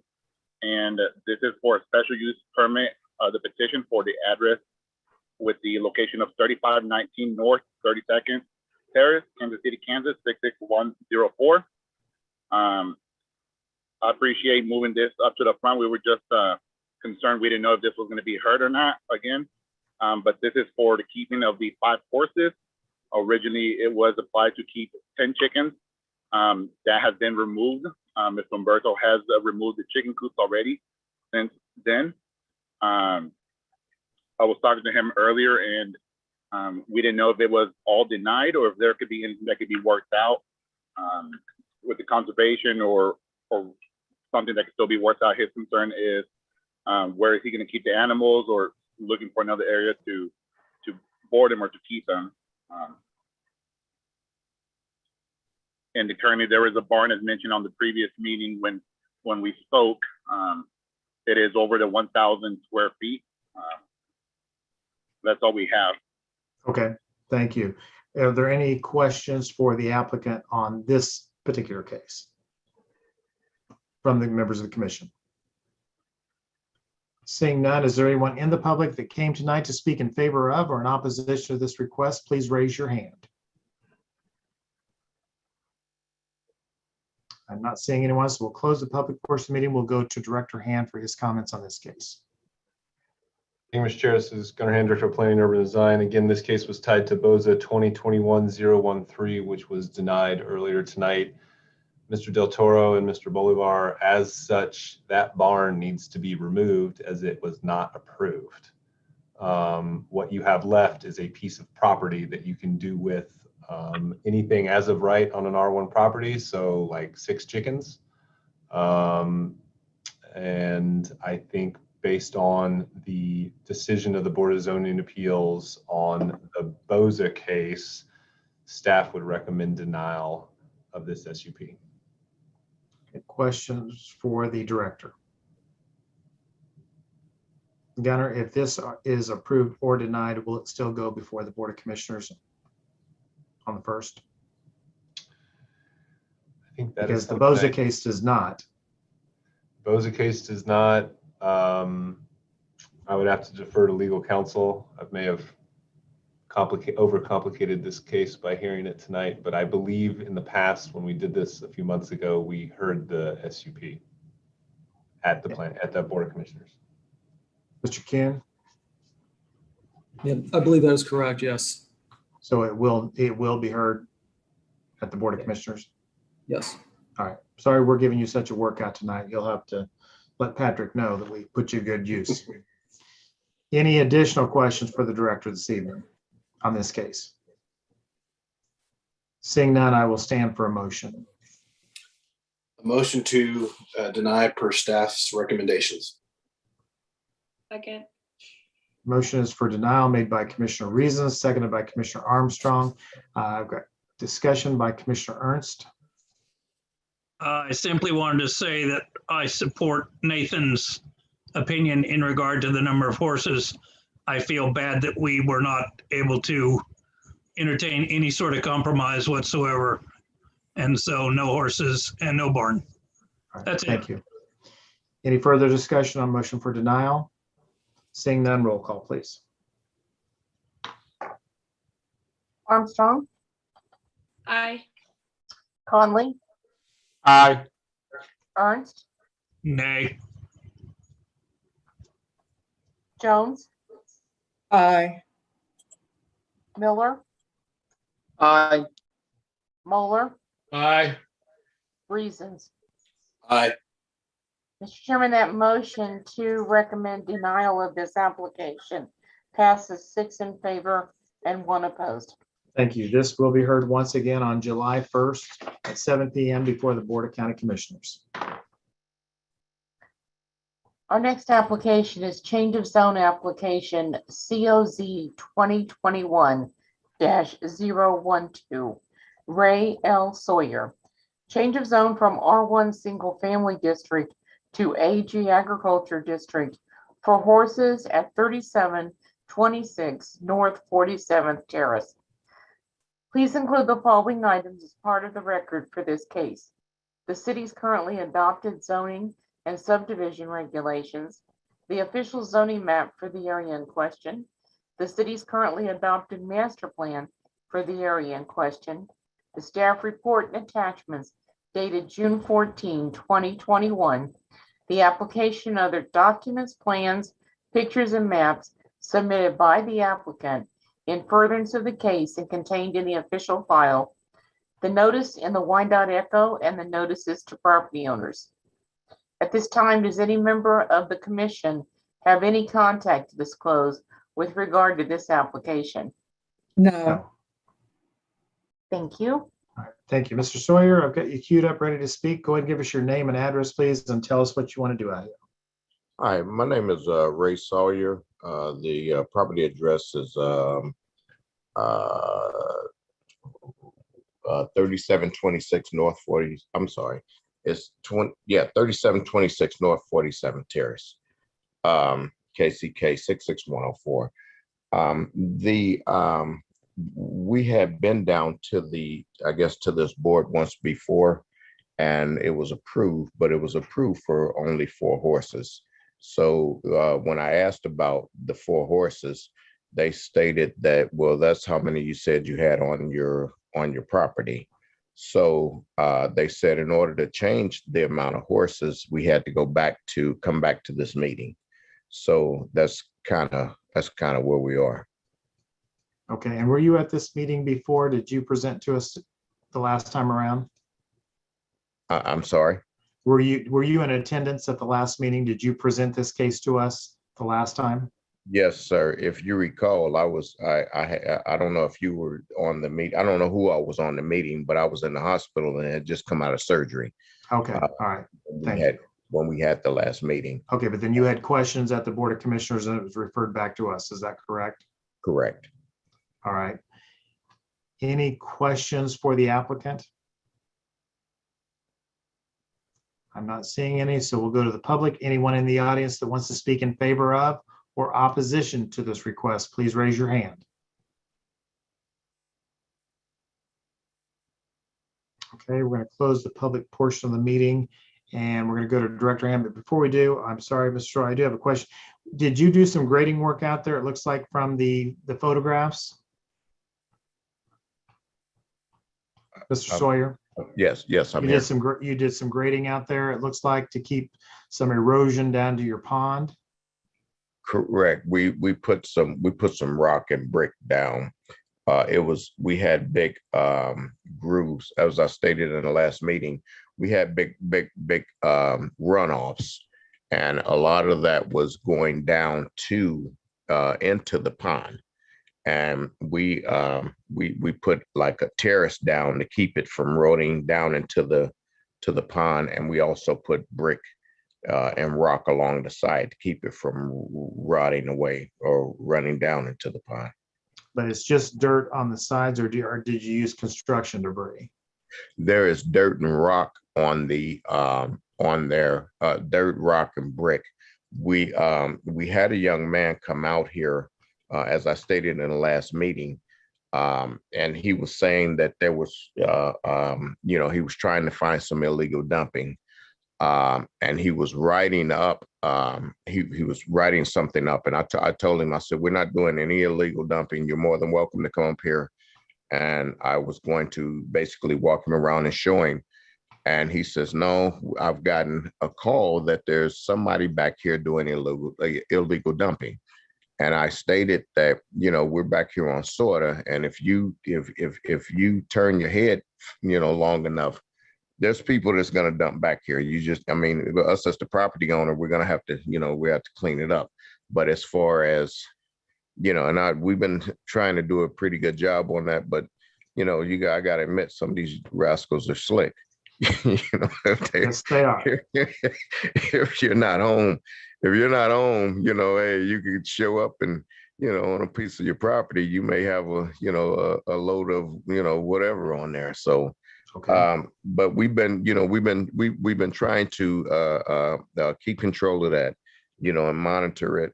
But that's a problem that everybody back here on Sawyer has. And we run them off when we catch them. I explained this to the gentleman that was here, and he was stating that there may be some cameras that we might be able to put up, but he was saying that would be on the main roads. So where I am, you have to turn off the main road, so we wouldn't necessarily catch them in the act. We would just see them coming in and turn off and then pull back out, so. Okay, thank you very much. Any other questions before we go to? Okay, and speaking of rascals, we'll go to Director Hand and we'll get his comments. I didn't call him that. You want to clarify that? Okay, we'll make sure. Thank you. Thank you, Mr. Chair. This is Gunnar Hand, Director of Planning and Urban Design. As the applicant mentioned, this case was remanded back down to the Planning Commission from the last Board of Commissioners hearing. Mr. Sawyer is looking to change his zone from R1 to AG. He is 7+ acres, so he meets that requirement. Again, part of the confusion was in one of our conditions of approval for that change of zone was to maintain 4 horses. Mr. Sawyer requested we look into potentially allowing more horses on his property. We've since started a conversation very similar to previous ones we've talked about at this meeting, earlier this meeting, in regards to a conservation plan with the Conservation District. We've also further investigated the open notice of violation that's on this property for, essentially it's categorized as illegal dumping. So there's 2 issues here. When the Conservation District came out to the property, they weren't able to see, because of grade changes on the property from 47's at a low grade. Everything you can see on the western half of his property is sort of much higher. So you can't really see that he has land out here for a pen and a barn and things of that nature. So they were, based on their areas and their analysis, were uncomfortable with potentially 4 animals, not knowing and being able to see that property. So we're asking, so that's one issue. The second issue is when we did some investigation for the code issue, the code enforcement officer may have been another code enforcement officer that spoke to Mr. Sawyer. The code enforcement officer who is assigned to this case, on our records, his recollection was driving down Sorter Drive and not seeing anything. If you drive down Sorter Drive, the Mr. Sawyer's property along Sorter Drive, the southern portion of his property line is heavily wooded, so you couldn't see anything to begin with. 47th Terrace kind of looks like a driveway, like a dirt driveway, not really a road. In fact, it doesn't even have a street sign on it. And so that code enforcement officer didn't take that right turn and look down to see what was going on. When we explained what we saw as it relates to Mr. Sawyer's grading activities around his pond, there is definitely some asphalt, concrete, and other chunks of something in there. The Conservation District, even in their comments from 47th Terrace, noticed some stuff going on. I don't know if we have those pictures included in here. We do not. So as such, we've had a conversation with Mr. Sawyer. We'd actually like him to develop a conservation plan with the Conservation District to identify how many animals should be on that property, and then through that process determine the number that should be included in that condition of approval. We are also asking our code enforcement officer to set something up and go back out and visit the site to see what sort of remediation plan needs to occur for that grading area. It is a lot of grading on the western side of his pond. The condition that might impact there is a condition of approval in your staff report that you'll see that says basically clean up all your code violations. We want the code enforcement officer to go out there and see what the full extent of potential violations are, and then give us a better time frame. Generally, we give, by rule of thumb, 6 months to address any either construction or other related items as a condition of approval. We feel like there might need to be more time. So for that reason, we're asking for a 30-day holdover so we can do a little bit more homework with Mr. Sawyer, get those 2 conditions buttoned up, and come back in July. Okay, thank you. Questions for the director? Seeing none, I will stand for a motion. Commissioner Jones. Motion to hold over this case based on the recommendation of Director Hand. For 30 days. For 30 days, I'm sorry. Thank you. Commissioner Armstrong. Yep, second. All right. Motion is for holdover for 30 days made by Commissioner Jones, seconded by Commissioner Armstrong. Any discussion? Seeing none, roll call. Armstrong, Aye. Conley, Aye. Ernst, Aye. Jones, Aye. Miller, Aye. Moeller, Aye. Reasons. Aye.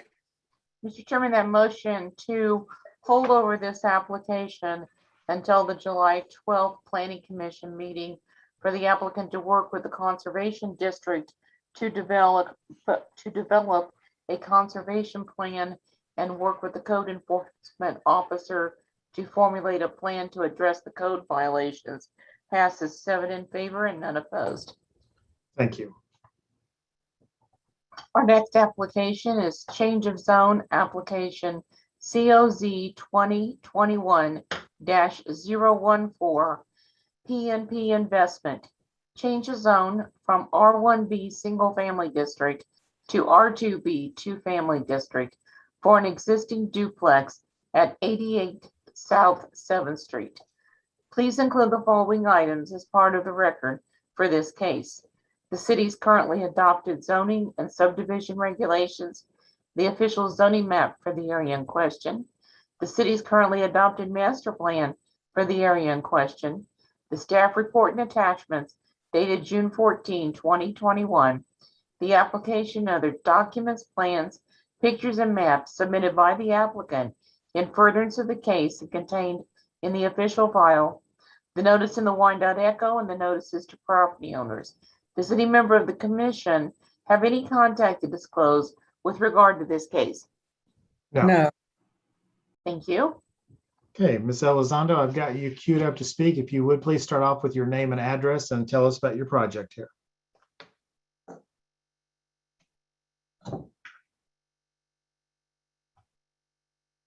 Go ahead and unmute, please. Can you hear me now? Yes, we can. Thank you. Okay, perfect. Let me start over. So Myra Elizondo, I reside at 6430 Goodman Drive, Merriam, Kansas. And I am trying to change the duplex from an R1 to an R2.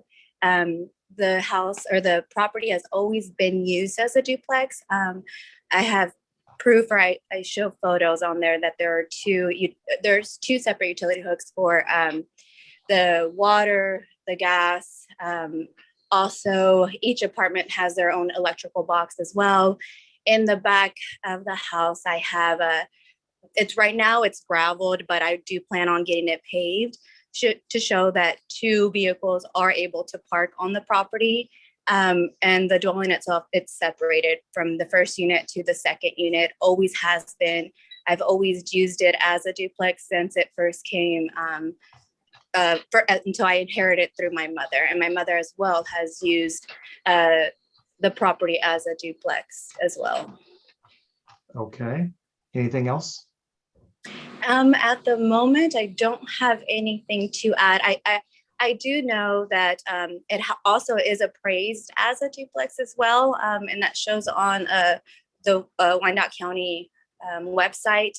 And I think the reason why I'm having an issue, because I was unaware until recently, that when we went ahead and did our rental license for it, it showed up as a single family. So that's the only reason why I became aware that I had to get it rezoned. Okay. And the additional parking that you're going to provide on the backside, do you have a time frame that you'll have that completed? I am trying to have that done. So I did have someone come bid me the other day. I'm just waiting on him to go ahead and provide me with the invoice for it. But I can have that completed as soon as possible if needed. Okay. All right. Any questions for the applicant?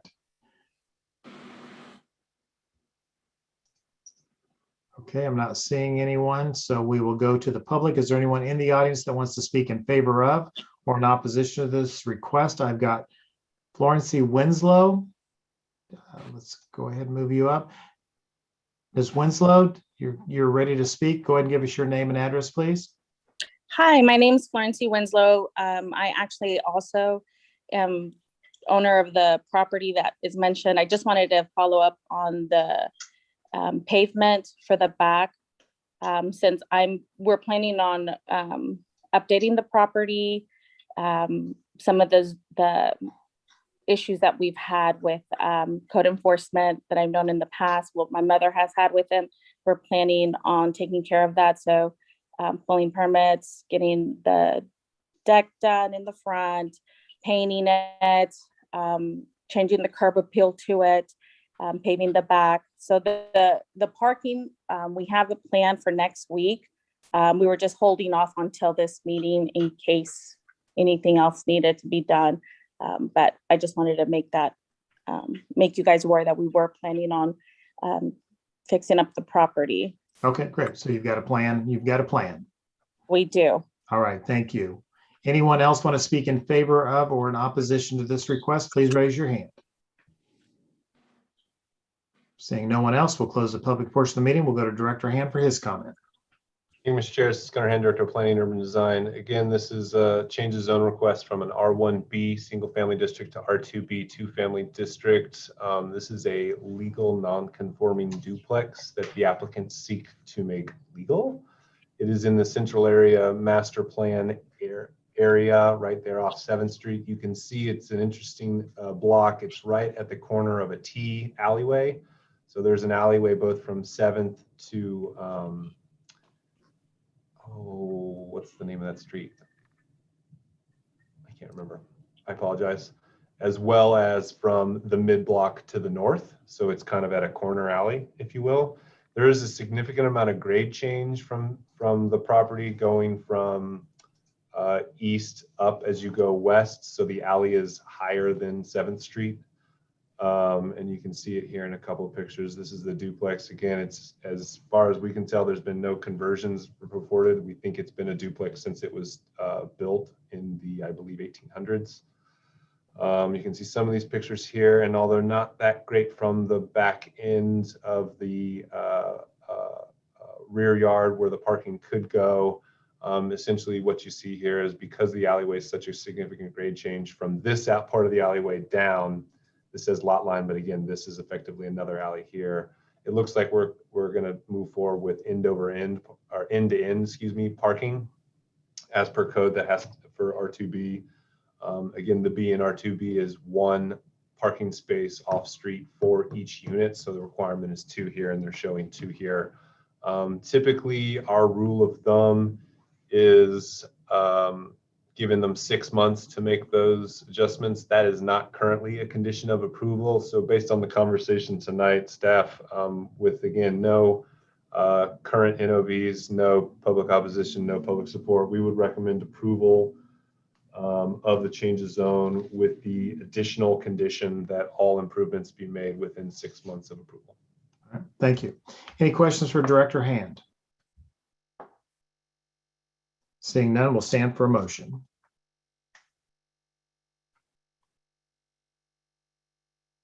Commissioner Armstrong? I move to approve, including staff comments and stipulations. Okay, your motion is for approval with updated staff stipulations from Director Hand made by Commissioner Armstrong. Is that a second, Commissioner Jones? Second, yes. Thank you. Any discussion on motion for approval? Seeing none, roll call. Armstrong, Aye. Conley, Aye. Ernst, Aye. Jones, Aye.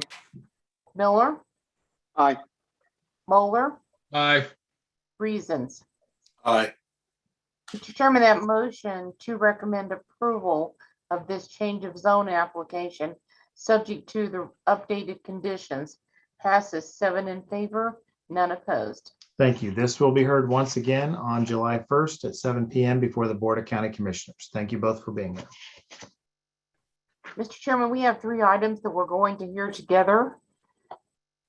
The first one is Master Plan Amendment MPL 2021-004, David S. Lotz with Continental Consulting Engineers. Master Plan Amendment from mixed use to industrial at 828 North 49th Street. Change of zone application COZ 2021-015. Change of zone from R1 single family and AG agriculture districts to MP3 planned heavy industrial district for a tow lot, police CSI building, and UG water pollution control office storage building at 828 North 49th Street, and plat 2021-008, preliminary plat for Unified Government Public Facilities number 1 for 4 lots at 828 North 49th Street. Please include the following items as part of the record for this case: the city's currently adopted zoning and subdivision regulations, the official zoning map for the area in question, the city's currently adopted master plan for the area in question, staff report and attachments dated June 14, 2021, the application, other documents, plans, pictures, and maps submitted by the applicant in furtherance of the case and contained in the official file, the notice in the Wyandotte Echo, and the notices to property owners. Does any member of the commission have any contact to disclose with regard to this case? No. No. Thank you. Thank you. Mr. Lotz, I've got you queued up to speak. Go ahead, give us your name and address, please, and tell us about this project. Sure, absolutely. My name is David Lotz. I'm with Continental Consulting Engineers. Address is 11006 Parallel Parkway, Kansas City, Kansas. I am here on behalf of the Unified Government. I've got several people hopefully with me here on this call that will speak at certain points as it regards to any questions you might have. I have Wellner Architects, who are the architects for the tow lot / CSI building. I have Roseman Architects, who are the architects for the water pollution control building. And I believe I have some representatives from the Unified Government on here with me as well. Is it possible that I can share a site plan with you folks on this project? Yes, Janet, can you give him the rights to do that? Yes, I can. Thank you.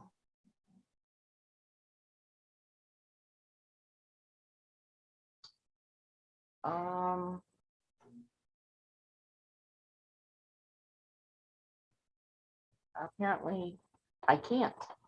Janet, if you can't share that with me, maybe is there a way we can get it? It's in the staff report that I could get that up on the screen somehow? I think we're working on that. There we go. That site plan there would work perfectly. Okay. I'm gonna go ahead and proceed here. As we had indicated, this project is a unified government project. The Unified Government has been looking for a location for both their water pollution control building, which is the larger building, which is kind of an upside down F, if you will. And then a second building for towing and CSI operations within the city. They've been looking for a site for roughly 5 years or more. And when they've looked at the entirety of the city, they arrived at this site as what would appear to be the primary or best location for both of these uses, if you will. As we've worked through this project, we've taken a look at site access and determined the best access for this site is off of Muncie Road, which would be to the top of the page. It's actually west of the buildings. North is to the right on this drawing that we have here in front of you today. So again, site access would be off of Muncie Road to the west. There's an existing road which is off of Armstrong 49th Terrace We are going to terminate that at the very southern end of an existing church that exists today, and that will remain when as we move forward with this project. So we will terminate and vacate from the southern property line of that church all the way south, if you will. So this project will have one point of access, again, off of Muncie Road to the west. As we come down the drive from west towards east, the first building you see is the Water Pollution Control Building. Again, that's kind of an upside down F, if you will. That building is approximately 65,000 square feet. It will actually house vehicles for water and pollution control. Those vehicles will be stored interior to the building. It is not their intention to store our vehicles outside of the building. Within this same building, there will also be offices for water pollution control. In order to provide the necessary parking for them, there's a 107 car parking lot kind of to the north and to the east of that F-shaped building. Again, there's a parking lot there to serve not only the water pollution control folks, but also we've put in 20 parking spaces that will serve the tow lot and CSI operations for the city, which would include both for the police as well as for tow lot administration. Those are contained within those 107 spaces. The tow lot / CSI building is further over here to the east and to the north. That's approximately 15,000 square feet. That'll be built in 2 phases. The first part of the building will be built in a phase which will include operations for tow lot administration, as well as a laboratory for CSI, as well as some processing bays. In the future, as more money becomes available, then the full building will be built out. With the preliminary phasing of this project, it is the intentions to build essentially 2 tow lots. One tow lot will be primarily for anybody that is towed within in the city for parking ticket, abandoned vehicle kind of thing. They would be towed to this particular lot, and they would be stored in there's actually 2 lots. As I said, it's kind of hard with this big blow up, but that particular lot is kind of to the south of the tow lot CSI building. South would be to the left-hand side, right. And then to the east of the building is going to be a lot for CSI operations. Those are vehicles that have somehow been involved in a crime within the city. Those vehicles will be towed to that particular location and stored for a period of time until they're fully processed by the city's CSI department and at some point released in the future. Vehicles that are towed into the general tow lot, which is again south of the CSI building, those will go into there. People could come on a daily basis, Monday through Friday. It is believed it will probably operate generally between 8 and 5 p.m. People will be able to come, pay whatever parking fines they have, and get their vehicles out. If you do not pick up your car within a 30 to 45 day time frame, those vehicles then go up for public auction and they will be sold at auction. And it is believed those auctions will occur probably on a Saturday once per month. First of all, let me step back for a minute. Currently, tow operations within the city really has no control over those. Those are handled by private operators. It is the city's intention with this new facility to handle all towing operations within the city, whether it's involved in a crime or whether it's just general tow, and bring them to this location. So that is what's going to occur at this particular point.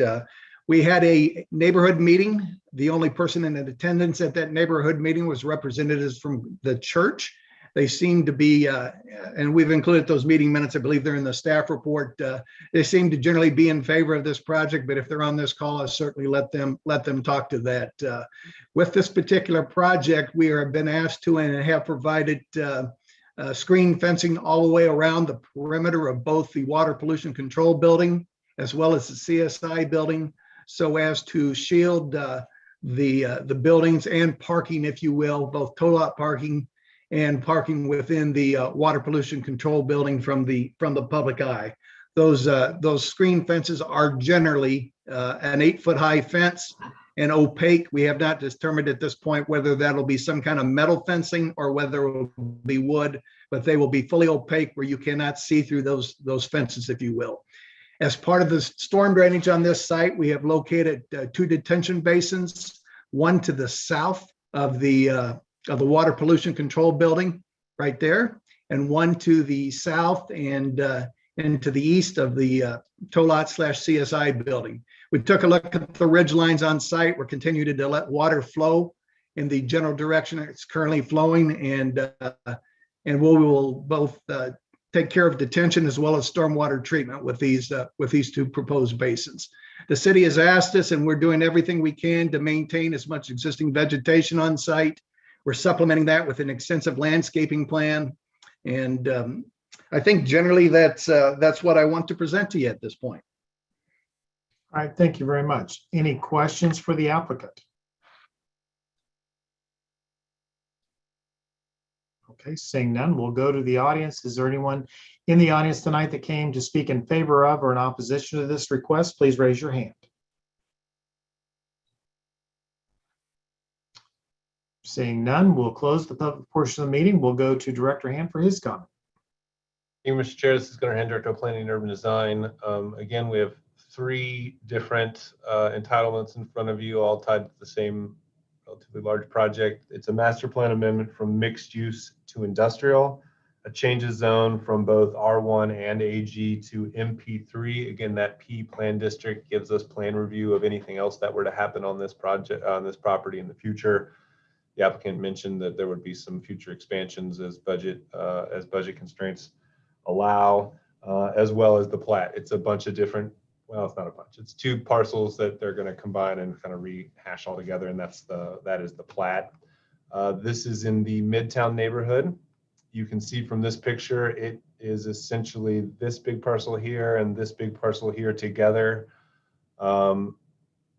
It's important to note from this picture that this is essentially across the street from the UG's fleet maintenance facility here, as well as its neighborhood resource center, which is in this old shopping mall right here. You can't see it, but just on the north side of this page is the State Avenue right off of, I believe that's 50th Street, North 50th Street right there. We've gone over this site plan. There's a couple other site plans that I'll leave in front of you, but there's a couple of things I think of note. The applicant did mention a few of these, but I'm just going to go and rehash all of them. We had multiple conditions of approval when we looked at this site plan. Again, it's an extensive project, so we had quite a few, so please bear with me here. First and foremost, we asked that a deed restriction be applied to the lot. As you know, in the future, again, I think the UG is thinking about this in the long term, but if there were ever in the future a different applicant that were to somehow acquire this property from the UG and move it forward, we wouldn't want them to use any other M3 zoning use that is allowed. So we're asking for a deed restriction to keep it as a tow lot in the future. We have talked about vacating again 49th Street here. It's a stub street essentially that only goes as deep as the parcel for the church here. So half of that street would revert to the UG's essentially lot 1, if you will. The other half would revert to the church property. I don't know if we have a picture in this, but basically this is one big parking lot and then a street. So there is enough room, even with the vacation, to allow access for that site in the future. We did ask them to make a few changes to the sidewalk design, but generally speaking, there's a sidewalk that kind of runs along here and then kind of comes around so you can access both facilities. Again, if you look at this picture here, that sidewalk essentially ends on Muncie right here, and it's a little over a block away from providing potentially pedestrian access to not just these 2 new facilities, but even for our the UG's 2 existing facilities, again on North 50th Street. So I know it's a stretch in the budget, but we, like all developers, challenge them to do better with their proposals. So we are asking for them to look into a sidewalk extension all the way to State Avenue.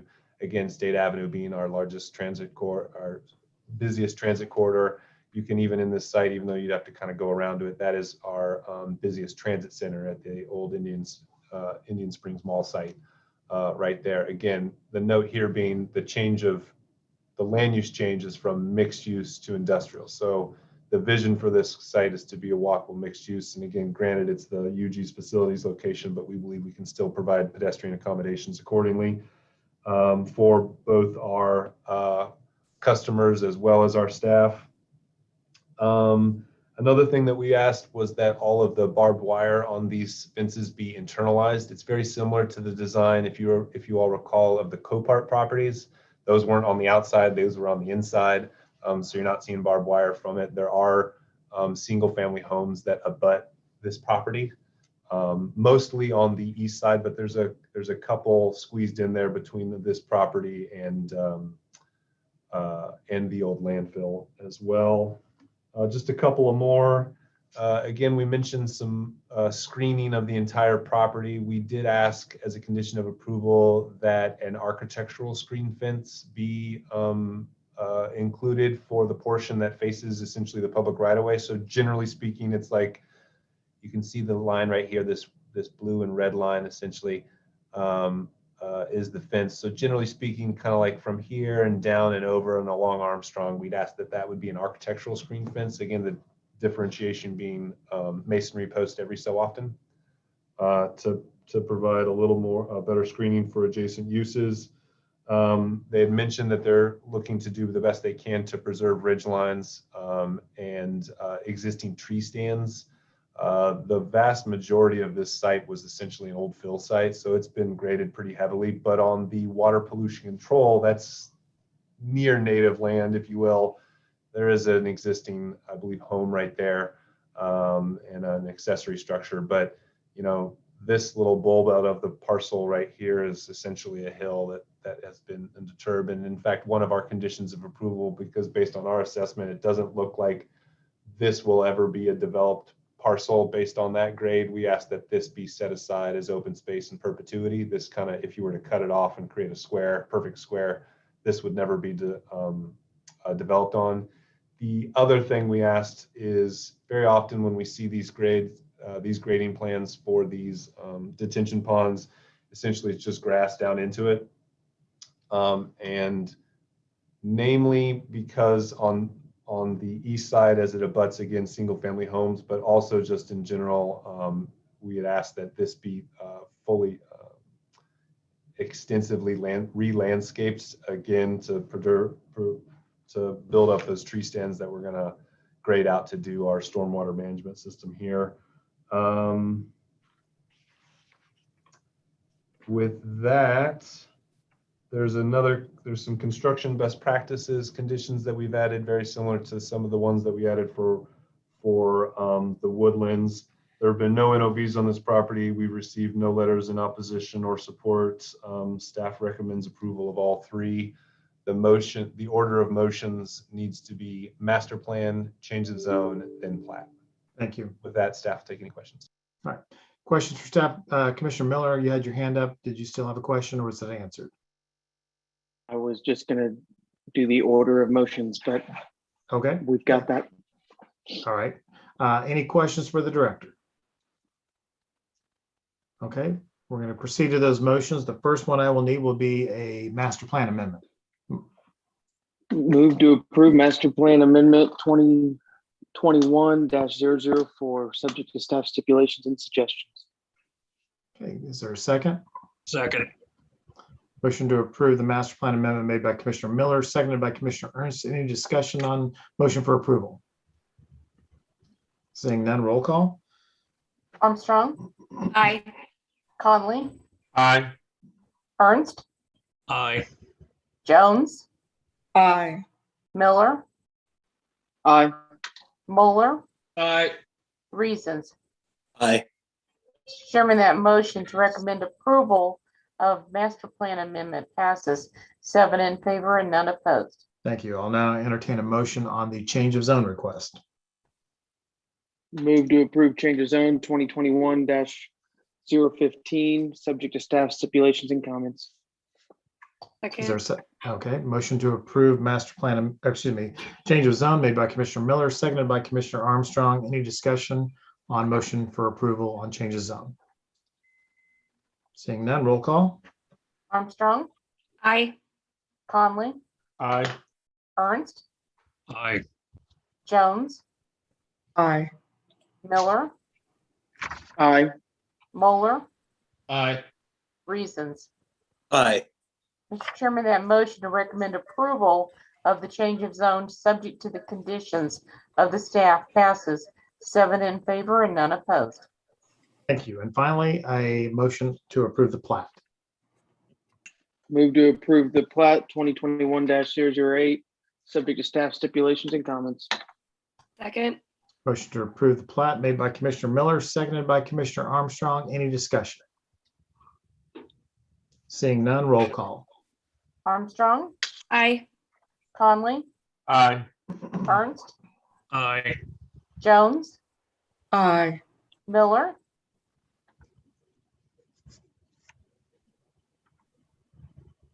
Aye. Moeller, Aye. Reasons. Aye. Mr. Chairman, that motion to approve the plat subject to the staff conditions passes 7 in favor and none opposed. Thank you. These will all be heard once again on July 1st at 7 p.m. before the Board of County Commissioners. Thank you, Mr. Lotz. Thank you. Our first special use permit is SP 2021-015. Daniel Castillo with the Mockingbird Lounge, renewal of a special use permit for a drinking establishment and live entertainment at 204 Orchard Street.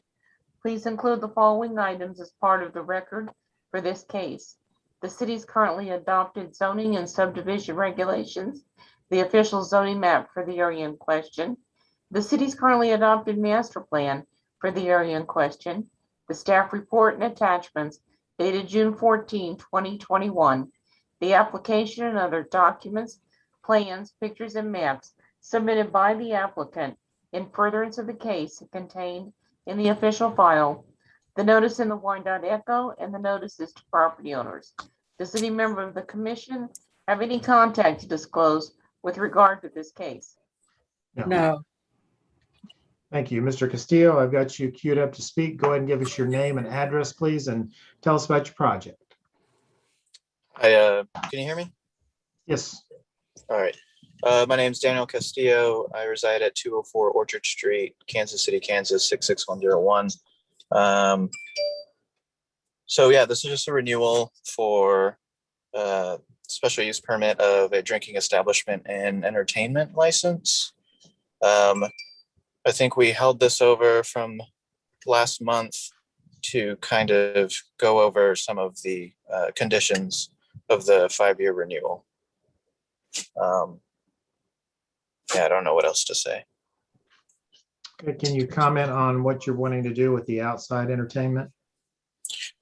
We changed some of the hourly conditions so that we could maintain our current programming of a comedy night on a Sunday night. I think we requested, I think it's on the agenda as 9 p.m. We have a local musicians, songbird sessions on Wednesday nights, and we have DJs every other Saturday night as well. Okay. Any questions for the applicant? Seeing none, we'll go to the public. Anyone in the audience tonight that wants to speak in favor of or in opposition to this request, please raise your hand.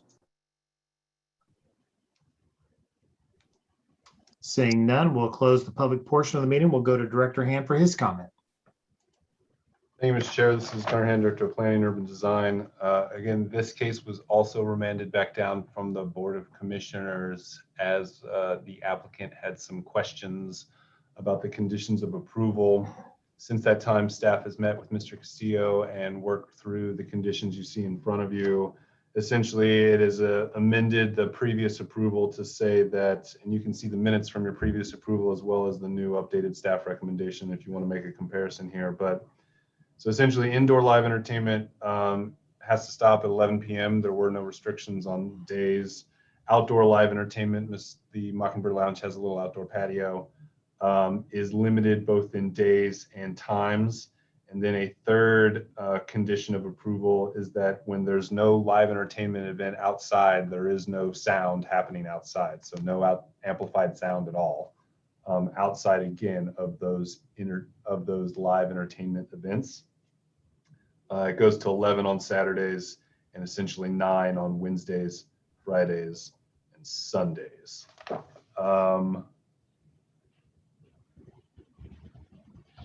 With that, unless the applicant has any other clarifications, there is some history of NOVs, no current ones.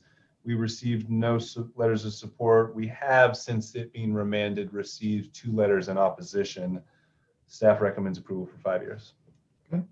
Thank you. Questions for the director? Seeing none, we'll stand for a motion. Move to approve for 5 years, subject to staff stipulations and suggestions. Second. Thank you. Motion to approve made by Commissioner Miller, seconded by Commissioner Armstrong.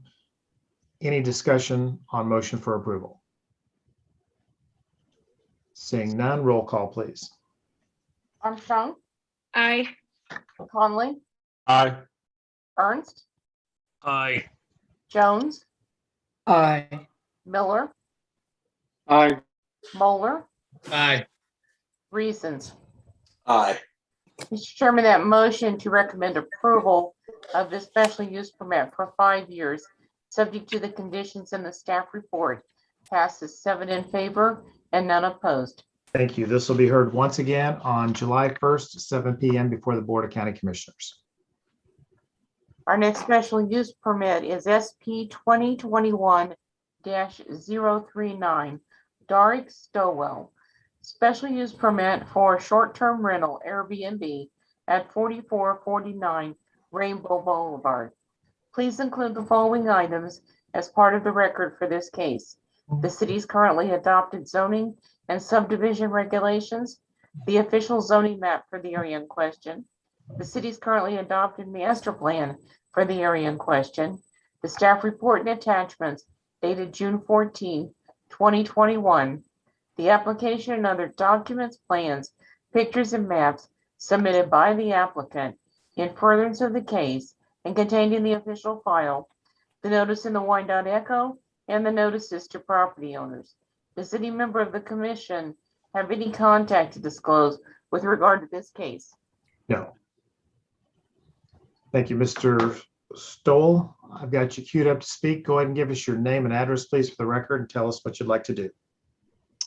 My name is Derek Stoll. My address is 5710 Kenwood Avenue, Kansas City, Missouri, 64110. My proposal is for a special use permit for a short-term rental at 4449 Rainbow Boulevard. My wife Megan and I moved there in March of 2020. During the last year, we've renovated the property. This includes new electrical work, rehab of ceilings, tearing down wall, open up kitchen and living room space, and many other things. We also put great care into the outside of the home. We took down a concrete wall, an old rusted shed, removed invasive species, and planted grass throughout the property. We did receive a cosmetic violation during our inspection for this application.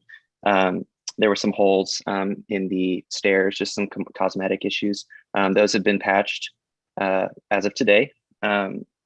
This house it's a 2-bedroom, 1-bath.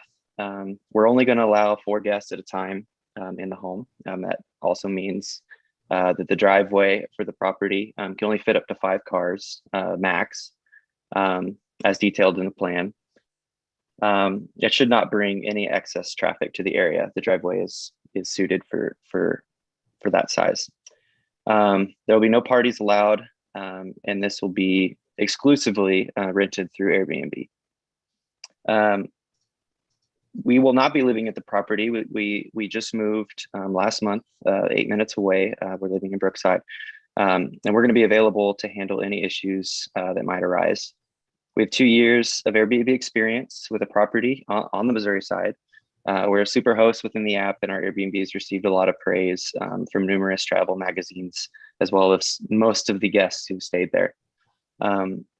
My mother-in-law is the one who's been taking care of that Airbnb, and she will be doing the same at this one, as far as cleaning and maintaining the home, getting it ready for guests, all of that. And I'll be taking care of all the other aspects of maintaining the property. And so, yeah, all of our family live in this area, and we only desire to bring value to this community. And yeah, that's all I have to say. Thank you. All right, thank you. Any questions for the applicant?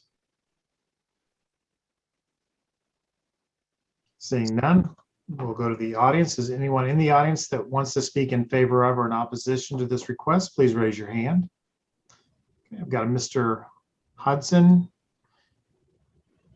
Go ahead and unmute yourself, please, sir. Give us your name and address. My name is Jacob Hodson. I reside at 4448 Francis Street in KCK. I abut the property in question to the rear. According to the most current master plan for our area, our block is right at 50% owner occupied. And I would argue that allowing this to become a short-term rental harms the character of our neighborhood, because while it is quite diverse and does have many long-term rentals in it already, we all know each other. We're pretty close knit, and this would allow essentially, day-to-day strangers, and I feel that would hurt the character of our neighborhood. I'd also like to mention that denying this special use permit would not put the applicant into a hardship because of the high property values in our neighborhood and the speed at which properties sell around here. Most don't stay on the market more than a day. So with that, I yield the rest of my time to the commissioners. Thank you. Thank you. Anyone else that would like to speak in favor of or in opposition to this request, please raise your hand. I have Michael Folsom. Mr. Folsom, if you'd go ahead, please give us your name and address.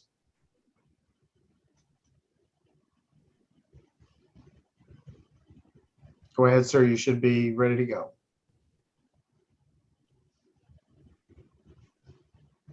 Michael Folsom.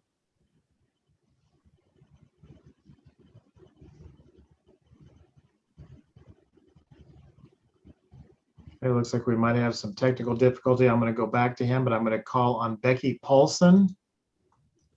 Ms. Paulson, you're queued up, ready to go. Just unmute yourself. Whoops. Can you hear me? Yes, we can. Sorry, I had trouble unmuting. I would like to also speak in opposition because I believe I live at 4418 Francis Street, not immediately behind this property, but pretty close to it behind it. And my concern is that we seem to have a growing number of short-term rentals. I'm not sure that they've all gone through the planning and zoning process as they're required to, but I am concerned about the growing number of them in our community. And as Mr. Hodson explained, it does start degrading the character. And while I'm not opposed to having some of them, I do worry about the number that we're starting to have. And that's all I wanted to comment about. Thank you. Okay, thank you. We'll go back to Mr. Folsom. If you could go ahead and unmute yourself, please. Michael. There you Sorry go. about that. It took us a second to get the microphone going. I live at 4446 Francis, right behind the property. I'm And sorry, what is your name, ma'am? I'm sorry, I'm Jill Folsom, Okay, and we live right behind the property. I am also concerned with just the traffic that it would bring into the neighborhood. I don't think it's necessary. We, as everyone else has said, are a very close-knit community. We all know each other. We don't have a lot of foot traffic in our neighborhood, and it seems like just a noise and problem complaint to me, waiting to happen. okay. Thank you. Now, your hand went back up. Did anyone else want to speak? I want to lower my hand. Oh, there we go. Okay, thank you. Anyone else in the audience wants to speak? Mr. Hodson, I'm going to give you one more opportunity, but that's all I can do for you.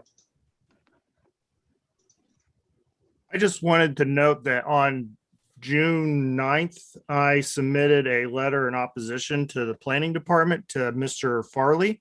And it is not reflected in the agenda. That's all. Okay, thank you. Anyone else? Okay, we'll go to Aaron Strika.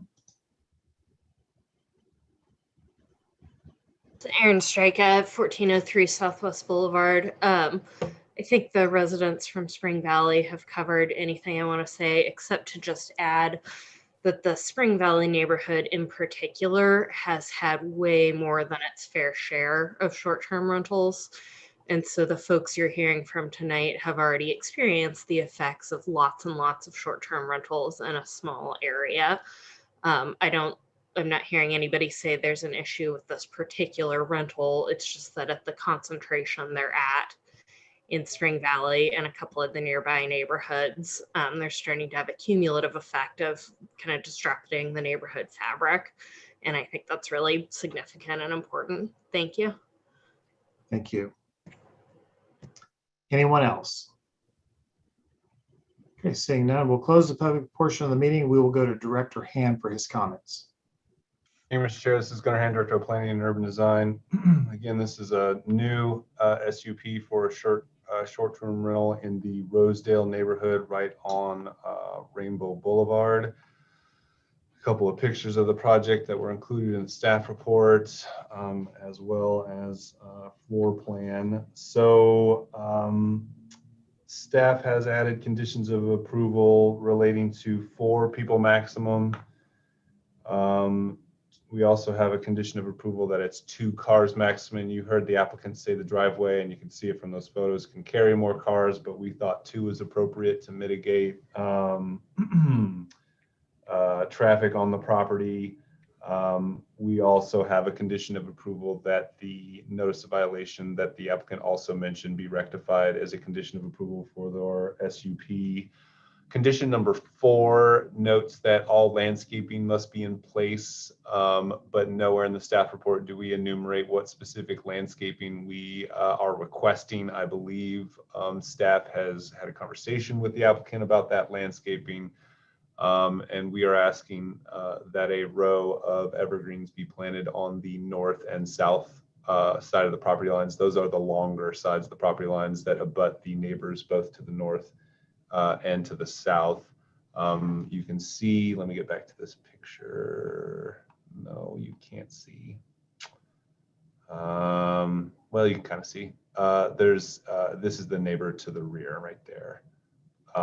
So with those conditions of approval and considering some interior shots and considering, although you heard it on the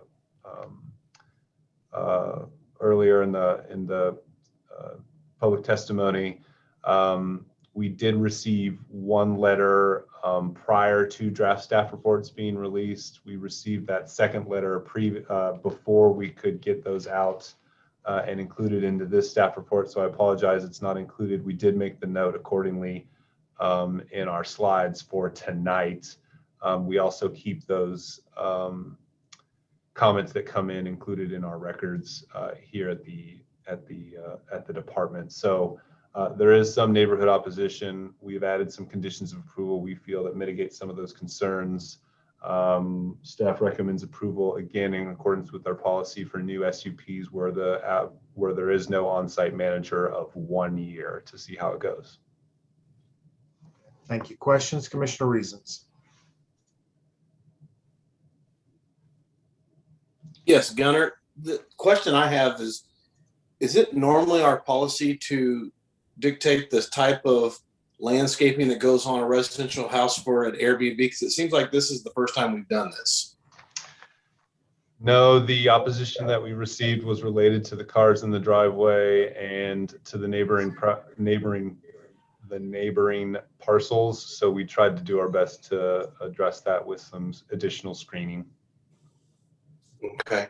And with the screening, because we're for planting evergreens, those things get really big. Is that going to do any damage to the driveway? Is the driveway close to the property line, or is that something that's going to be a problem in the future where we've got broken up driveway, or do you think it's enough room to plant an evergreen that's going to grow big and be good driving? I think we're agnostic on species. We mentioned evergreen so that we could get 365 screening. But again, I think we're just trying to write conditions that address the concerns that we've heard. We heard some new ones tonight, I think. And if I may, really quick, I apologize, Mr. Chair, I forgot to mention that. So staff is in the process of beginning a review of all of our short-term rentals. There's two things that are important for the public to know. We do have a contract with an agency that reviews all short-term rentals in the county, and then we go through a monthly process where we check and make sure that all of those short-term rentals we're seeing on all the different sites, be it Vrbo or Airbnb or whatnot. Whatnot is not a platform. That those have SUPs, and we catch, maybe one or two a quarter, and send out a NOV and make sure that they come in for a special use permit. And then secondly, staff, as part of our zoning code update, has begun looking at the density of short-term rentals. There is definitely a lot in Rosedale, and there's definitely a lot in Strawberry Hill. And so we have no current policy or ordinance in the code that talks about the density, but that's something we definitely want to add in moving forward. We're not sure what that is. I say that just to say that we're looking into it. Okay, thank you. Questions continuing. Commissioner Ernst, did you get your question answered? Well, I'm going to guess the answer is we don't know how many Airbnbs there are within a small radius of that particular one. Of this property, no, I don't. Additional questions? Seeing none, I'll stand for a motion.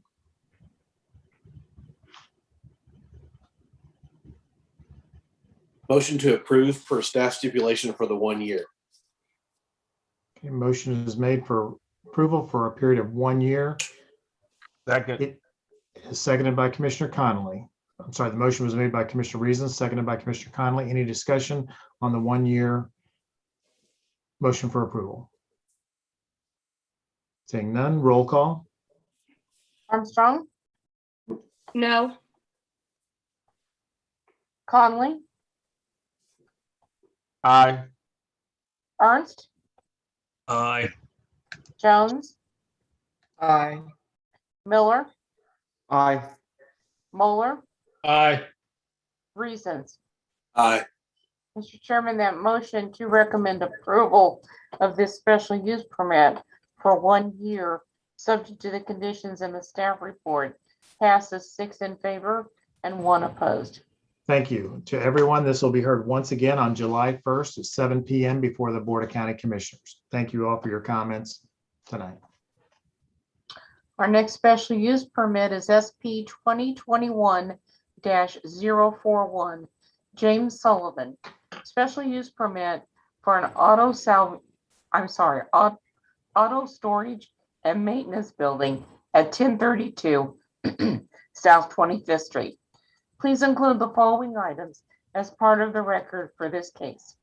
The city's currently adopted zoning and subdivision regulations, the official zoning map for the area in question, the city's currently adopted master plan for the area in question, the staff report and attachments dated June 14, 2021, the application and other documents, plans, pictures, and maps submitted by the applicant in furtherance of the case and contained in the official file, the notice in the Wyandotte Echo, and the notices to property owners. Does any member of the commission have any contact to disclose with regard to this case? No. No. Thank you. Okay, Mr. Sullivan, I've got you queued up, ready to speak. Go ahead and give us your name and address, please, and tell us about what you'd like to do. Great. Thank you. And thank you, Commissioner. My name is Jim Sullivan with Sullivan Palmer Architects at 8621 Johnson Drive in Merriam, Kansas. I have with me tonight the property owner, Martha Gonzalez, and the facility operator, Tito Castaneda, California Disposal. We're all here, and we will want to explain ourselves, and then we'll take your questions. We've so far been working in the design process with staff, and we feel like we have a good project that's hopefully reacted well to city's concerns and neighbors' concerns. We have a 50-foot wide property, and yet we are giving up 30 feet of that 50 feet in buffers to the residential homes on both the north and the south. Our site plan indicates a 6-foot high fence with landscaping all the way along those two north and south side property lines. And we're using high quality materials, stucco with a James Hardy panel, with a masonry base. And I think it's going to be a very nice building. We have had neighborhood meetings, and we've had some responses. I think they've been pretty positive.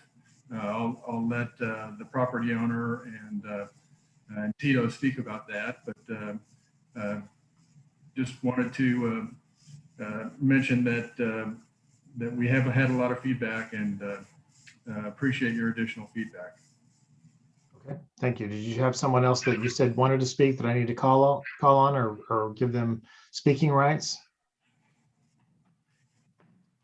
Yeah, I'm the owner. Okay. Your name? What is your name, sir, and your address? Facto Castanera. Okay. I'm the owner of California Disposal Service on the north side. We own all the property from the 1000 to the 1026.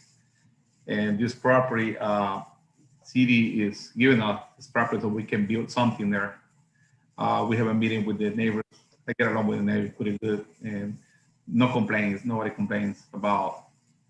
And we're ready to go. Okay. Thank you. Anyone else there that wants to speak? Well, the owner is here, but I'm speaking for her because she don't speak to my English. So okay. All right. Thank you. I can interpret her if you want me to. That'll be fine. Is there any questions for the applicant or the applicant's representatives?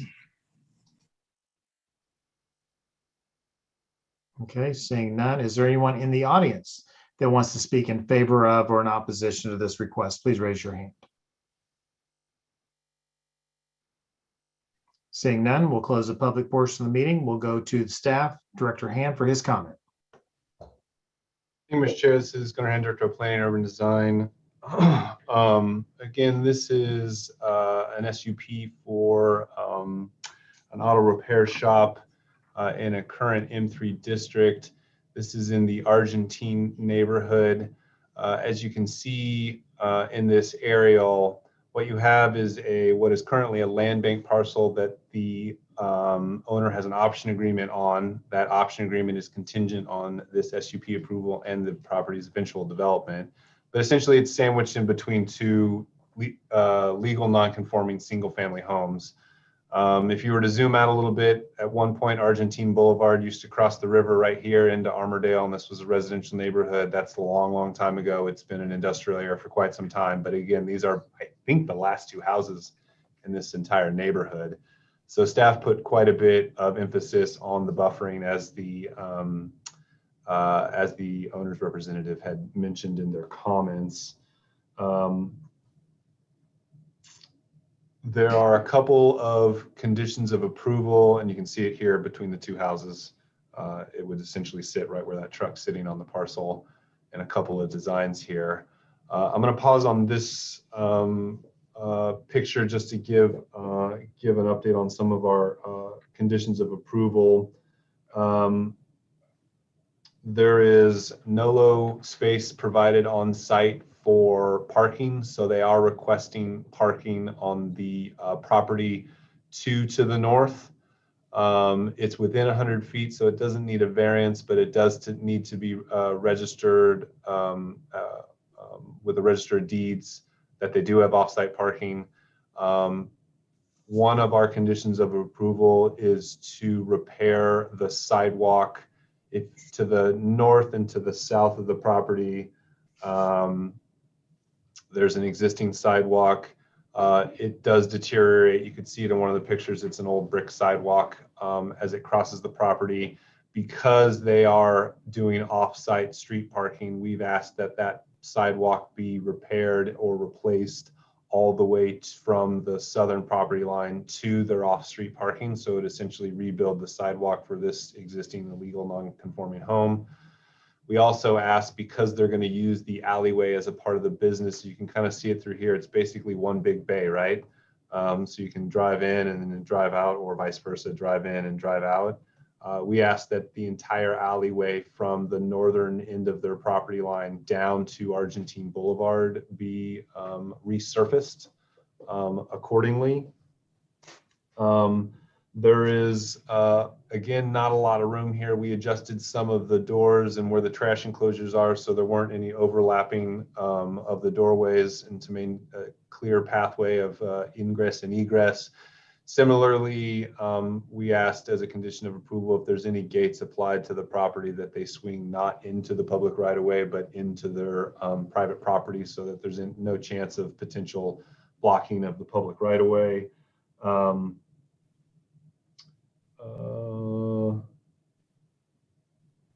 There's a condition of approval as well. As we understand it, this is not for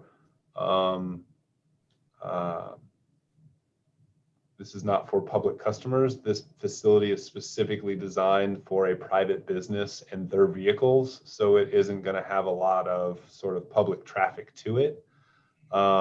We wanted to make sure that that was a condition of approval, because that does sort of change the nature of the proposal if it is public. So not only can it only be served for trucks associated with that business, it cannot have any vehicles over 30,000 pounds. And I believe there's some old NOVs, no current ones.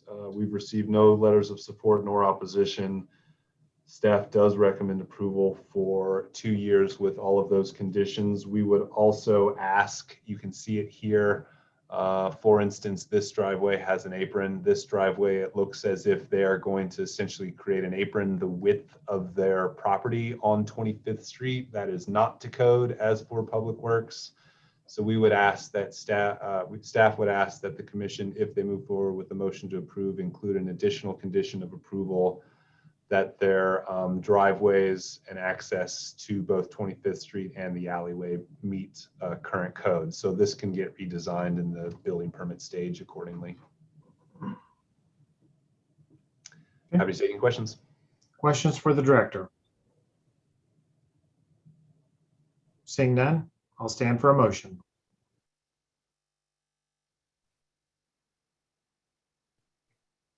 Commissioner Ernst? I move the Kansas City Planning Commission recommend approval of petition SP 2021-041 with the additional staff stipulation just added. Thank you. Okay, motion to approve made by Commissioner Ernst, seconded by Commissioner Armstrong. Any discussion? Thank you. Roll call, please. Armstrong, Aye. Conley, Aye. Ernst, Aye. Jones, Aye. Miller, Aye. Moeller, Aye. Reasons. Aye. Mr. Chairman, that motion to recommend approval of this special use permit for 2 years, subject to the revised conditions, passes 7 in favor and none opposed. Thank you. This case will be heard once again July 1st, 7 p.m. before the Board of County Commissioners. Thank you. Our next application is special use permit SP 2021-042, Brian Stokes. Special use permit to keep farm animals at 734 South 76th Street. Please include the following items as part of the record for this case: the city's currently adopted zoning and subdivision regulations, the official zoning map for the area in question, the city's currently adopted master plan for the area in question, the staff report and attachments dated June 14, 2021, the application and other documents, plans, pictures, and maps submitted by the applicant in furtherance of the case and contained in the official file, the notice in the Wyandotte Echo, and the notices to property owners. Does any member of the commission have any contact to disclose with regard to this application? No. Thank you. Thank you. Okay, Mr. Stokes, I got you queued up to speak. Go ahead and give us your name and address, please, for the record, and tell us what you want to do out here. Brian Stokes, 734 South 76th Street.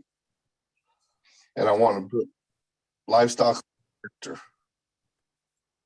I'm sorry, could you repeat that last? You cut out a little bit. I want to put livestock out in my pasture. Okay, and when you talk about livestock, what are you talking about? Well, I talked to Mike Farley this morning, and he said that I could probably go with 3 cows and maybe a horse. 3 cows and a horse? Yes, sir. And that's what you're going to ask for tonight? Yes, sir. Okay, now in your application, it talks about that you've only asked for 2 cows on the property for the foreseeable future. Yes, that was what I started with. That I didn't know what you were allowed per acreage. And then when I talked to Mike this morning, he told me, ask for what you want the most. This way you can settle for less. Okay. And when you say Mike, you're talking about Mr. Farley Mike with the Farley. staff? All right. Yes, sir. All right. Anything else you want to add to your statement tonight? No, not really. I mean, no, I can't really think of nothing else really right now. Okay. All right. Any questions for the applicant? I am not seeing any, so we'll go to the public. Anyone in the audience that came tonight to speak in favor of or in opposition to this request, please raise your hand. Seeing none, we'll go to Director Hand for his comment. Thank you, Mr. Chair. This is Gunnar Hand, Director of Planning and Urban Design. Again, this case was tied to BOZA 2021-012. That was for 2 accessory structures, one over 1,000 square feet. That was approved earlier this evening. As such, we can move forward with this special use permit for animals on the property. Again, this is in the Riverview neighborhood, right off South 76th Street. We've seen these pictures before on the property. It's just under 5 acres. This is the new building that we talked about at the BOZA case. This is the existing approximately 1,000 square foot shed located right here. This SUP has a couple of conditions of approval we'd like to point out, and then I'll get to the animal question. Again, we talked about some of this at the Board of Zoning Appeals, namely that there would be no pall parking would happen on paved surfaces, that there would be no inoperable vehicles on the site.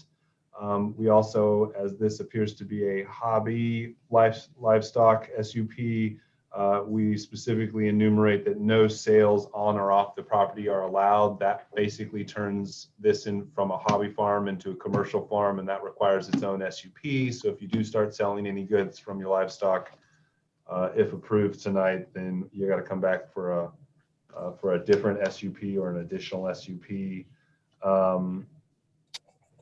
There are some recent NOVs that have been fixed, rectified on the property. We've received no letters in opposition nor support. Now, as it relates to the condition number 1, which specifically enumerates, the original was somewhere around 4. We had talked to Conservation District. They were concerned and wanted to move down to 2. My recommendation would be that we amend condition number 1 to say at the end of that sentence, in the case of SP 2021-042, a conservation plan will be developed with the Conservation District to define the number of livestock allowed on the property and leave it up to that conservation plan to decide moving forward. With that, staff would recommend approval for 2 years. Okay. Questions for Director Hand? Seeing none, I'll stand for a motion.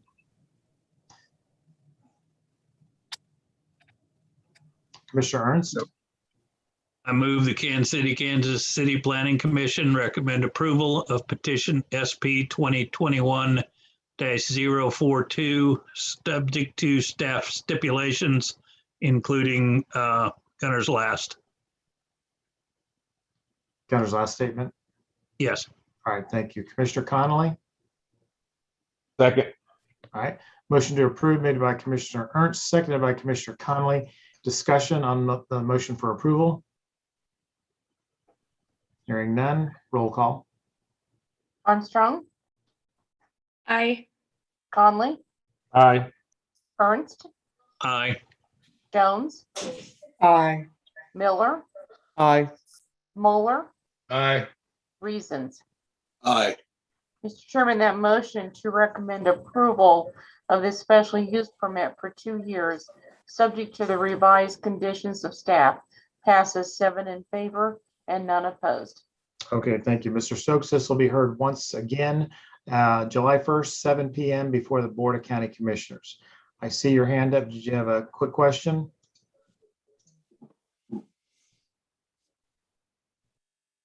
Mr. Stokes?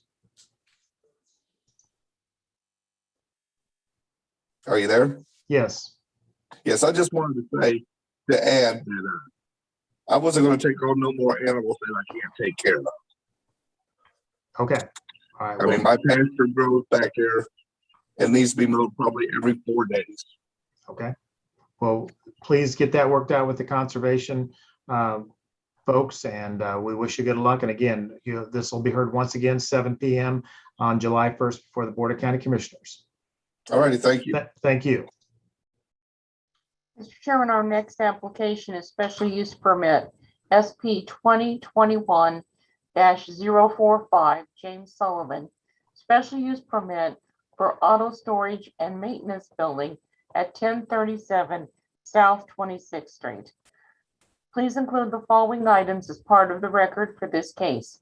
The city's currently adopted zoning and subdivision regulations, the official zoning map for the area in question, the city's currently adopted master plan for the area in question, the staff report and attachments dated June 14, 2021, the application, other documents, plans, pictures, and maps submitted by the applicant in furtherance of the case and contained in the official file, the notice in the Wyandotte Echo, and the notices to property owners. Does any member of the commission have any contact to disclose with regard to this application? No. Thank you. Okay, Mr. Sullivan, you're on once again. Give us your name and address. Good evening. My name is Jim Sullivan with Sullivan Palmer Architects at 8621 Johnson Drive in Merriam, Kansas. We have before you tonight a development that includes a new 50-foot by 50-foot building that would be used for automobile and truck storage, and the site is currently being used as a truck repair facility for the general public, and so there will be various automobiles and trucks that will be coming into the site to be repaired as a usual, truck repair or automobile repair shop. The site currently has an existing building on the south end that's approximately 40 by 80. It's in some disrepair. I think the staff has noted that there will be some repairs that will be needed to this building. There is a wood and metal building that's just to the north of that has or will be demolished. And then our 50-foot by 50-foot building would be to the next portion north of that, with the surrounding pavement that would include truck turning and parking for approximately 14 cars. We have to the north of that, the site's currently used as truck storage and short-term storage for just staging vehicles when they're being repaired and such. What we have done is followed staff's recommendation and provided landscaping around the sort of 3 exposed borders of the site: the south, the west, and the north border. Especially the north border, we provided a 15-foot buffer with landscaping and a metal fence that's moved back to provide that buffer. There will be a new sidewalk along the street to the west with landscaping, trees and such. And then also a landscape buffer on the east side against the existing residents across the alley. So there's been a lot of effort in screening and including sort of sensitivity to our neighbors here. I think that the building is going to be nice. Again, it's going to have stucco and masonry base, nice hardy materials on the parts of the exterior. So I think it's going to be a very nice addition to this neighborhood. Okay, is that it? That's it. All right, thank you. Questions for the applicant? Mr. Chair, I have a question. Yes, Director Hand. It's written in condition number 1, but just to clarify, moving forward, is the plan to have inoperable vehicles stored either for a short or a long period of time within the property? I'm not altogether sure about answering that question. I know that you brought it up in your staff report, and there have been some sort of long-term storage of vehicles that you want to see that they are moved. And I think the property owners will agree with you that the vehicles that are on the property should be ones that are either being staged for repair or are have just short-term parking. Okay. Any other questions? Okay, is there anyone in the audience that wants to speak in favor of or in opposition to this request tonight? Seeing none, we'll go to Director Hand for his comments. And can you address the issue of inoperable vehicles and in your recommendations? Yes, sir. Again, this is Gunnar Hand, Director of Planning and Urban Design. This is an SUP for auto storage and maintenance. This is also in the Argentine neighborhood. It is across the alleyway from the special use permit we just previously heard. This is the previous case. This is the current case. I'm going to get to a site plan. You can see again, it looks like there's quite a bit of storage of inoperable vehicles that have been there for quite some long time. That is the difference between a junkyard and a auto repair and maintenance facility. So it's sort of neither here nor there in terms of the standards. We just need to know how we can manage an oversight of the property moving forward. So as of right now, one of our conditions of approval is that this is not a junkyard. This is not an SUP for a junkyard. This is an SUP for an auto maintenance and repair facility. The applicant mentioned a lot of the conditions of approval that we had mentioned, that we had worked with them on. We've gone through a couple iterations of their site plan. It is a commercial business in an industrial zone, so it does and has complied, and we will continue to verify its compliance with the commercial design guidelines for the I believe, yeah, that's correct. This truck repair maintenance building right here, 50 by 50. You can see some of the turn movements. This is probably the best view of it, if you will. You can also kind of see the new building potentially on the other side of the alley, as well as all of the buffering, screening, and here, as well as the new sidewalk along the length of the property on 26th Street. This existing buffer off Argentine, again, was already there. So we essentially took that, wrapped it around the whole property, and then add a little bit of screening, namely for the new building, to the existing home. So we think there's been quite a bit of, the applicant's been willing to make these changes with us, and the property owner willing to make these changes with us, and we think they make a great improvement on the property. Let me make sure I say everything I'm supposed to say. There is a history of NOVs on the property, no current ones. We received no letters of support nor opposition. Staff recommends approval for 2 years. Any questions for the director? Saying I apologize, none. Mr. Chair, I did have one more. Yes. Thank I you. did want to note that similar to the previous case across the alleyway, this one also has a condition of approval to repair resurface the alleyway all the way up to the northern property line, which is quite a bit more than what this property was required to do, again, from their northern property down to the south. So essentially, if both move forward, conditions of approval will repair this alleyway about halfway through the block down to Argentine Boulevard. Sorry about that, Mr. Chair. That's all right. Thank you. Any questions for staff? Seeing none, I'll stand for a motion. Motion to approve, subject to staff stipulations and comments. Motion to approve made by Commissioner Jones, seconded by Commissioner Conley. Any discussion on that motion for approval? Seeing none, roll call. Sorry, Mr. Ernst, did you have something? No. Okay, thank you. Roll call. Armstrong, Aye. Conley, Aye. Ernst, Aye. Jones, Aye. Miller, Aye. Moeller, Aye. Reasons. Aye. Mr. Chairman, that motion to recommend approval of this special use permit for 2 years, subject to the revised conditions in the staff report, passes 7 in favor and none opposed. Thank you. And once again, this will be heard on July 1st, 7 p.m. before the Board of County Commissioners.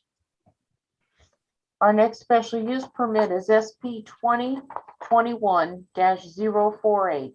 Joanne Hanson with Sandiford Properties LLC. Special use permit for grading and site preparation for future industrial development at 1705 through 1831 South 45th Street. Please include the following items as part of the record for this case: the city's currently adopted zoning and subdivision regulations, the official zoning map for the area in question, the city's currently adopted master plan for the area in question, the staff report and attachments dated June 14, 2021, the application and other documents, plans, pictures, and maps submitted by the applicant in furtherance of the case and contained in the official file, the notice in the Wyandotte Echo, and the notices to property owners. Does any member of the commission have any contact to disclose with regard to this application? No. No. Thank you.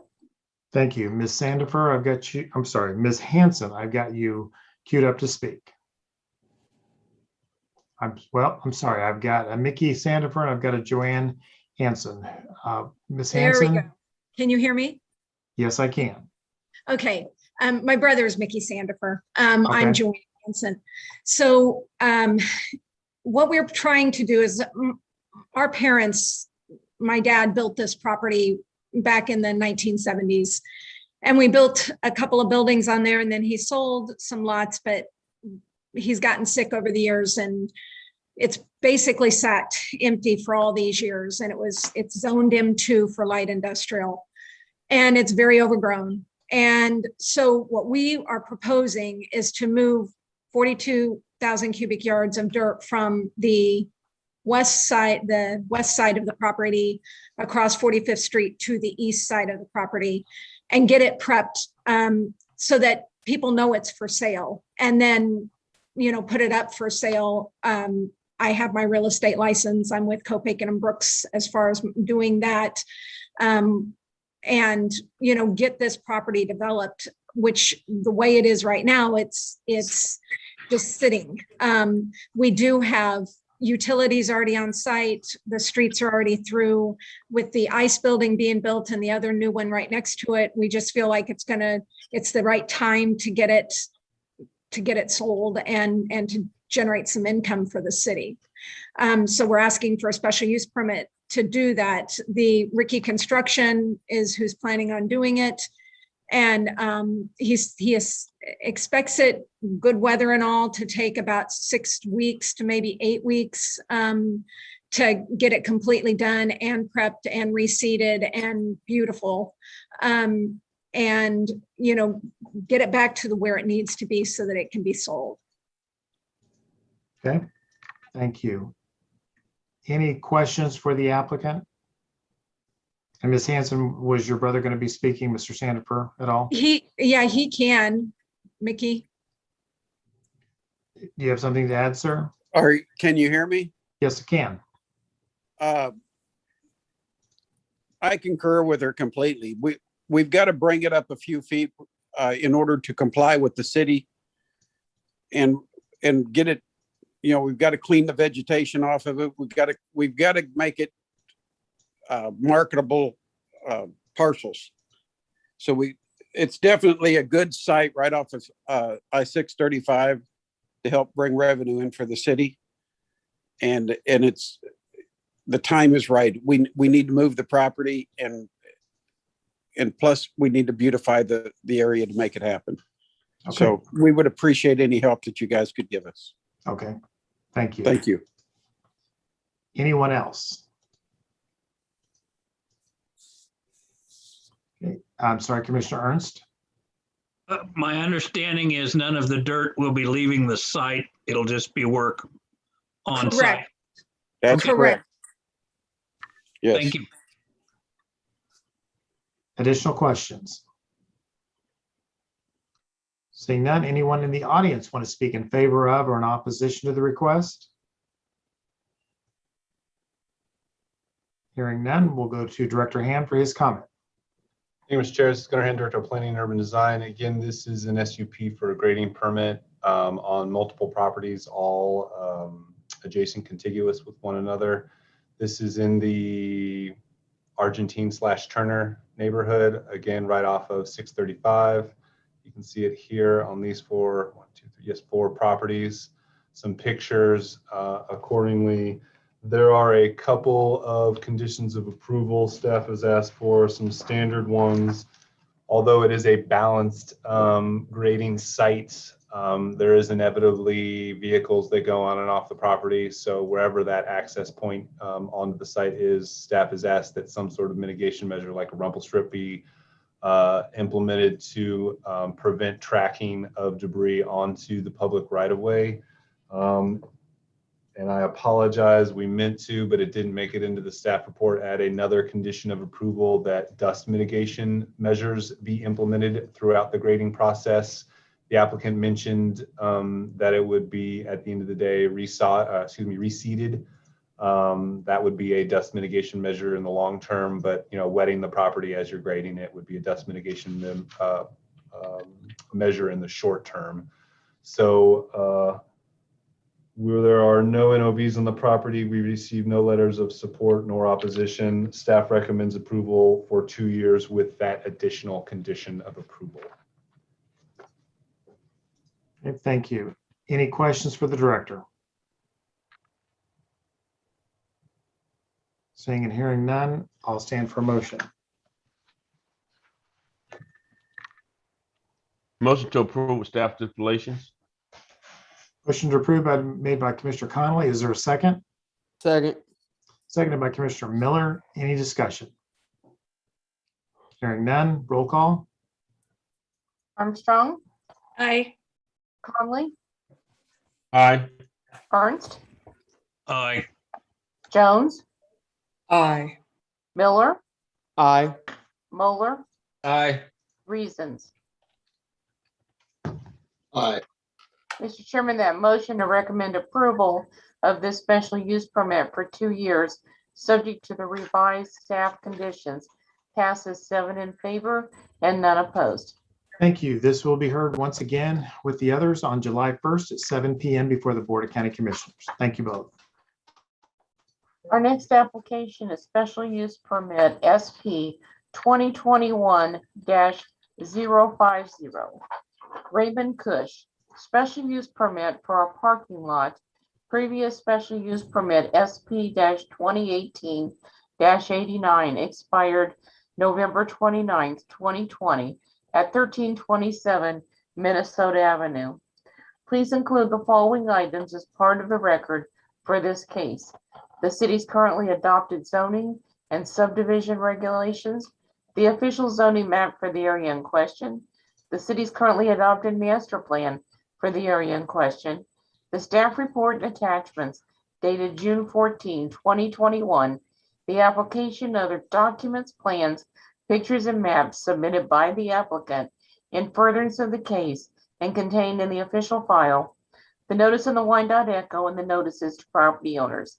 At this time, does any member of the commission have any contact to disclose with regard to this case? No. No. Thank you. Okay, Mr. Kush, I've got you queued up to speak. Go ahead and give us your name and address, please. Can you hear me? Yes, yes. This is Tracy Cush with Luke Cush Corporation at 15218 Hornback Road, Smithville, Missouri. Sorry, we've got a bad connection unless that's me. Can anyone else The hear property at applicant? 1320 Kansas City, Kansas. Okay, we've got a really bad connection. Can you go Hello, ahead? can you hear me? I can now. Go ahead and give us your name and address again, please. I'm sorry. Okay, Tracy Cush, 15218 Hornback Road, Smithville, Missouri, regarding the property at 1327 Minnesota Avenue, Kansas City, Kansas. All right, thank you. Go ahead and tell us about your project, Ms. Kush. We're renewing a special use permit for a parking lot that allows our tenants to park their vehicles. I do know we have issues with our tenants in the past and people parking there. I have a company that regularly tows for me. We got one of the tenants out that was a problem. He's no longer there. So that will, I think, eliminate a lot. We'll keep the landscape up, and any recommendations you want, we will make sure we get done as soon as possible. Okay, do you have some signage up there as well? There was signage, but they keep getting stolen. I don't know why, but and then we did have to get a new dumpster. So I will make sure that a new sign goes up for no parking, unauthorized vehicles will be towed, etc. There should be one up there. I haven't looked, but like I said, they get stolen. We've had to replace it a few times in the past. Okay, and you've had previous approvals, and have all those conditions previously been met from your previous Yes. approvals? Yes, we have taken care of all the landscaping. You know, we had variances, we had different things. All has been done to my knowledge. I do know that I guess I had some issues with some of the parking that's out of my control, and so I tow vehicles that aren't supposed to be there as best I can without having to babysit it 24 hours a day. Okay. All right, questions for the applicant? Seeing that, I'm sorry, Commissioner Ernst. Under staff comments and suggestions, there were, I believe, 4 total requests that staff had for you all. I don't see where any of them were complied with. Is there a reason? We are going to comply with them at this time. I apologize. It's been really hectic. We went through a whole COVID spell with our crew, and so we have not been able to take care of them, but we are going to get on them immediately and have them taken care of for you. We have done that in the past where we had to kind of wait and get things done. So we make sure we're all on the same page, but we will have those handled immediately. I give you my word. Okay, so, but I want to clarify. Yes. When I asked the question, you said they were, but in No, fact, they we were have not. We're going to do them. In past ones, when we've had past special uses for this property, we've always taken care of stuff. Okay. This will be taken care of. I just got to give you my word. All right. Any additional questions for the applicant? Okay. Is anyone in the audience want to speak in favor of or opposition to this request? Please raise your hand. Seeing none, we'll go to Director Hand for his comment. Thank you, Mr. Chair. This is Gunnar Hand, Director of Planning and Urban Design. Before you is a special use permit for off-street parking lots for passenger vehicles, specifically is how it's enumerated in the code. This is a shared facility for several properties that the Luke Cush Corporation owns in the immediate area. All of them are within 100 feet of this location, so no variance is required. They're basically across each street and kitty corner to the street. No, that's not right. Across and 14th and Minnesota Avenue. There have been some issues as it relates to some of the conditions of approval, but we reiterate them here in these conditions of approval for this new SUP I will enumerate some of those right now. First and foremost, we requested a landscape plan. We now request that that landscape plan be submitted, if approved tonight, before the Board of Commissioner hearing later this month. The last we heard from Ms. and Mr. Cush was they were working on it and we just never got it before the deadline. I believe that is one of the comments that Commissioner Ernst was addressing specifically. We do ask them to restripe the lot. Over the years, the striping has faded. You can't really tell where to park in that service lot. There have been a history of inoperable vehicles. Ms. Cush just mentioned that she tows them away as best she can. We've gone out there a couple times and still see a few. It just happens. I think it's just part of what we want to make sure is clear, that this is for passenger vehicles, not for some of their businesses to store some of their cars or inoperable vehicles or anything like that on this site. There is, I believe it may have been taken down, but there is what we would call an illegal sign. There is one type of sign that's prohibited, and that's the sign that are basically on two wood posts and a sign between them. We call those post signs. Those are not allowed. So we've had a conversation with the Cushes about this, and that either has been removed. I apologize. I was just there today and I didn't look at it and mention and look at that as well. We do ask that the sidewalk along 14th Street has received some significant damage, probably not from this use, it's probably just wear and tear. Sidewalks are a responsibility of the property owners to maintain. We'd like to see that sidewalk on 14th Street be re-poured. We also ask that a sidewalk connection from Minnesota, basically it's the sidewalk on Minnesota, a patch of grass, and then the parking lot. There's no pedestrian connection. It's a small little distance between the sidewalk on Minnesota and the parking lot. We ask that sidewalk connection, pedestrian connection be made. Again, no inoperable vehicles. There is an enclosure on the property. It's currently enclosed within wood. The code requires enclosures of masonry. That's another condition of approval. There is a history of NOVs on this property, which is why we were very specific on a lot of their conditions of approval. We've received no letters of support nor opposition. I do want to note, and I apologize to the Cushes, number 19 condition is written incorrectly. It should say, and we would ask if the commission wants to move forward with approval, that their motion include a change to number 19. We were trying to write it to say that they should receive, we recommend approval for 2 years with 6 months to make all of these upgrades to the property. And with that, staff recommends approval. Again, 2 years with 6 months to make those improvements. All right, thank you. So Gunnar, that 6 months is to bring the property in compliance with all the previous issues and the current ones that you're implementing.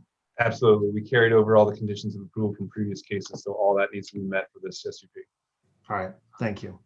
Questions for the director?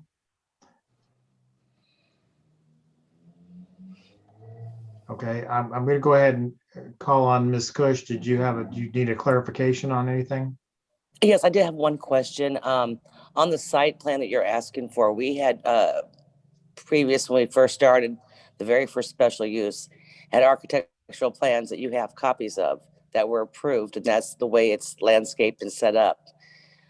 That architect is now retired. That's Barry Hart. I don't know if you still need a site plan, or do I just draw one up myself? What should I do? If I remember correctly from staff, I don't believe we've seen any new ones. You can just resubmit the old one, but as I understand it, that landscape plan has not been implemented. So I think that's part of the reason we just want to see it again. So you can submit us the old one if that's the one you want to move with, and we can check it for compliance with the code. And again, Ms. Cush, if there's any changes that we would ask for, we'll work with you and figure it out. Okay, I understand. We had to remodel, then redid our desks at our office, and I can't find my blueprints that I kept all these years. So that's my problem with our architect being retired. Okay, we'll have staff get with you so you can work those details out. Yep. Okay, sounds great. Okay, thank you. Any questions for staff? Seeing none, stand for a motion.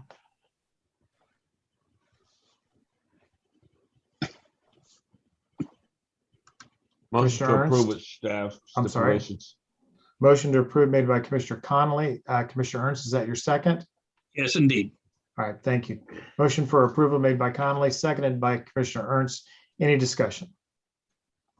Seeing none, roll call. Armstrong. Aye. Conley, Aye. Ernst, Aye. Jones, Aye. Miller, Aye. Moeller, Aye. Reasons. Nay. Mr. Chairman, that motion to recommend approval of this special use permit for 2 years, subject to the revised conditions in the staff report, passes 6 in favor, 1 opposed. All right, thank you. This will be heard once again, July 1st, 7 p.m. before the Board of Commissioners. Our next application is vacation application VAC 2021-005, Randall Cherry. Vacation of right-of-way at 5827 Leavenworth Road. Please include the following items as part of the record for this case: the city's currently adopted zoning and subdivision regulations, the official zoning map for the area in question, the city's currently adopted master plan for the area in question, the staff report and attachments dated June 14, 2021, the application and other documents, plans, pictures, and maps submitted by the applicant in furtherance of the case and contained in the official file, the notice in the Wyandotte Echo, and the notices to property owners. Does any member of the commission have any contact to disclose with regard to this case?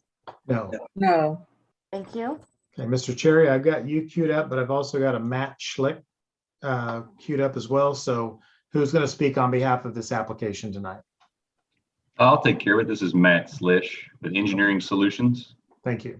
50 Southeast 30th Street, Lee Summit, Missouri. Okay, go ahead and tell us what you'd like to do. So what we've been working on is we've been working on a site plan for a convenience store at the southeast corner of 59th Street and Leavenworth Road. And when we've been trying to lay it out, there's been some movements, traffic movements and mobility on the site issues.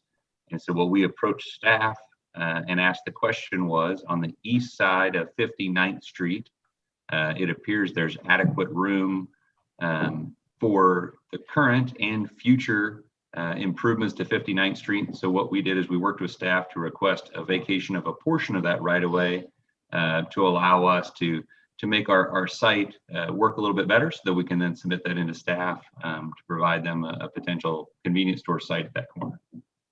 So with that, we're here for questions. All right. Any questions for the applicant? Seeing none, anyone in the audience want to speak in favor of or in opposition to this request, please raise your hand. Okay, seeing and hearing none, I'll go to staff for Director Hand's comment. Hey, Mr. Chair, this is Gunnar Hendrick, Director of Planning and Urban Design. Again, this is a vacation, as the applicant noted, or the applicant's designer noted, for a portion of right-of-way on North 59th Street. This is in the, let's call it Northern Midtown area. You can see it right here. This portion of land has been reserved for a right turn lane, sidewalk, and other improvements for a future expansion or intersection improvement of Leavenworth and North 59th. The county engineer has reviewed this plan and has given them a sliver of this back so that they can make their convenience store work. You can see it right here, sort of restored, and the plans, potential plans moving forward on that. There is existing curb and a small sidewalk that starts to wrap around but doesn't really go all the way down 59th. The sidewalk on 59th Street is actually on the west side of the street for a couple different reasons.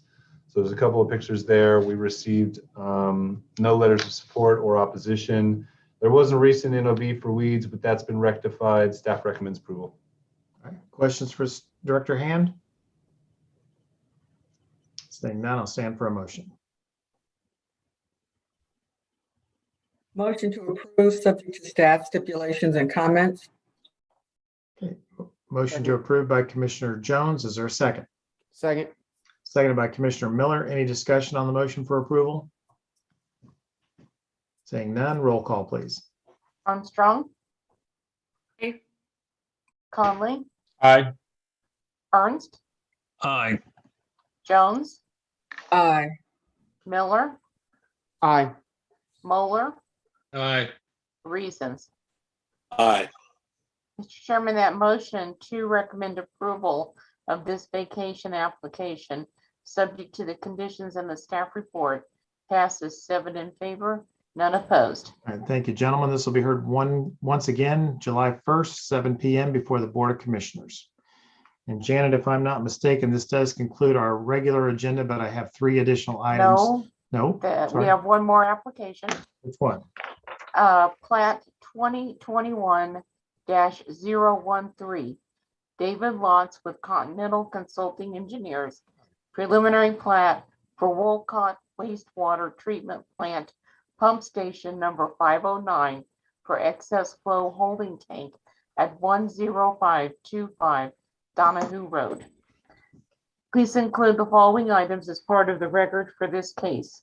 The city's currently adopted zoning and subdivision regulations, the official zoning map for the area in question, the city's currently adopted master plan for the area in question, the staff report and attachments dated June 14, 2021, the application of other documents, plans, pictures, and maps submitted by the applicant in furtherance of the case and contained in the official file, and the notices to property owners. Does any member of the commission have any contact to disclose with regard to this case? No. Thank My you. apologies. I saw the misspelling of the name and I messed it up. So my apologies there. Mr. Lotz, you're queued up, ready to go. Name and address, please. Very good. I'm back to you again here. David Lotz with Continental Consulting Engineers. Address is 11006 Parallel Parkway, Kansas City, Kansas. I'm representing the Unified Government once again. I think I have with me maybe Chris Finger from the Unified Government on this call, and if not, it's me only. This is a fairly simple project. The city has an existing pump station. It's actually pump station number 50, not number 509. During heavy rainfall events, it's necessary to hold back sanitary sewer flow before pumping it to the treatment plant, the Wolcott Wastewater Treatment Plant. So in order to hold back that excess sanitary flow, if you will, they need to build a excess flow holding tank. It's approximately 100 to 110 foot in diameter, approximately 30 foot high exposed. The tank's actually 40 foot high, but only 35 foot will be allowed to be exposed due to zoning requirements. In association with the tank, but be some minor utility improvements. The city has asked for some additional landscaping to the north and to the west. City has asked for some improvements to include some parking spots for vehicles that will come in and actually service this facility. As far as ongoing traffic goes, it'll be very limited in nature. It only occurs when necessary to wash out the tank. The city and myself are in agreement with all staff recommendations, and with that, I'll generally open it up to questions. Okay, questions for the applicant? Okay, seeing none, we'll go to the public. I've got one hand up, Chris Finger. Go ahead and give us your name, please, and address. My name is Chris Finger. I'm here with Water Pollution Control. I'm just here to support Dave if there are any questions. Oh, okay, thank you. Any additional questions for the applicant? Okay. Seeing none, we'll go to Director Hand for his comment. Thank you, Mr. Chair. This is Gunnar Hendrick of Planning and Urban Design. Again, this is a plan review for this new holding tank, 35 foot tall, 100 by I think 40 is what they said. This is in the Prairie Delaware Piper area master plan. Again, right south of Donahue Road off of 435. It's an existing property where there's a couple other facilities. You can kind of see it here. They have to grade a pad for it and then plant some trees. We'd ask that they double down on the landscaping buffer and do a double row of evergreens to the north and to the west to shield from view. that they color, or excuse me, paint the tank a color to blend in with the adjacent area, that there's odor control systems in place, paved parking, and you can't really see it in the aerial all too much because it's pretty zoomed out, but there is a chance we wanted to double check that the existing stockpile right here, kind of at the southern portion of the property, is not within the Connor Creek floodway as per the flood or floodplain ordinance. And with that, staff recommends approval. All right, thank you, Gunnar. I just have one question. From the elevation of the highway, will it still be like, I'm assuming that'll still be looking down on it based on the 35-foot elevation? That's far enough below grade from 435, or will it be parallel with the highway or anything like that? Are you asking that if you can see it from the highway? I know you can see it from the highway, but will it be something you're looking down on, or will it be something you're looking directly at? I think it'll be more like directly at. Directly at, okay. So it will come up to highway height then. Yeah, the screening was more focused on the residential areas to the north and the west. All right, that's the thank highway. you. Any additional questions for the director? Okay, seeing none, I'll stand for a motion. Move to approve subject to the stipulations in the staff report. Second. Okay, motion to approve made by Commissioner Miller, seconded by Commissioner Reasons. Any discussion on the motion for approval? Seeing none, roll call. Armstrong, Aye. Conley, Aye. Ernst, Aye. Jones, Aye. Miller, Aye. Moeller, Aye. Reasons. Aye. Mr. Chairman, that motion to recommend approval of this plan review, subject to the conditions in the staff report, passes 7 in favor, none opposed. Thank you, gentlemen. This will be heard one more time, July 1st, 7 p.m. before the Board of Commissioners. Thank you both. Thank you. Okay, Janet, now that concludes the formal agenda, correct?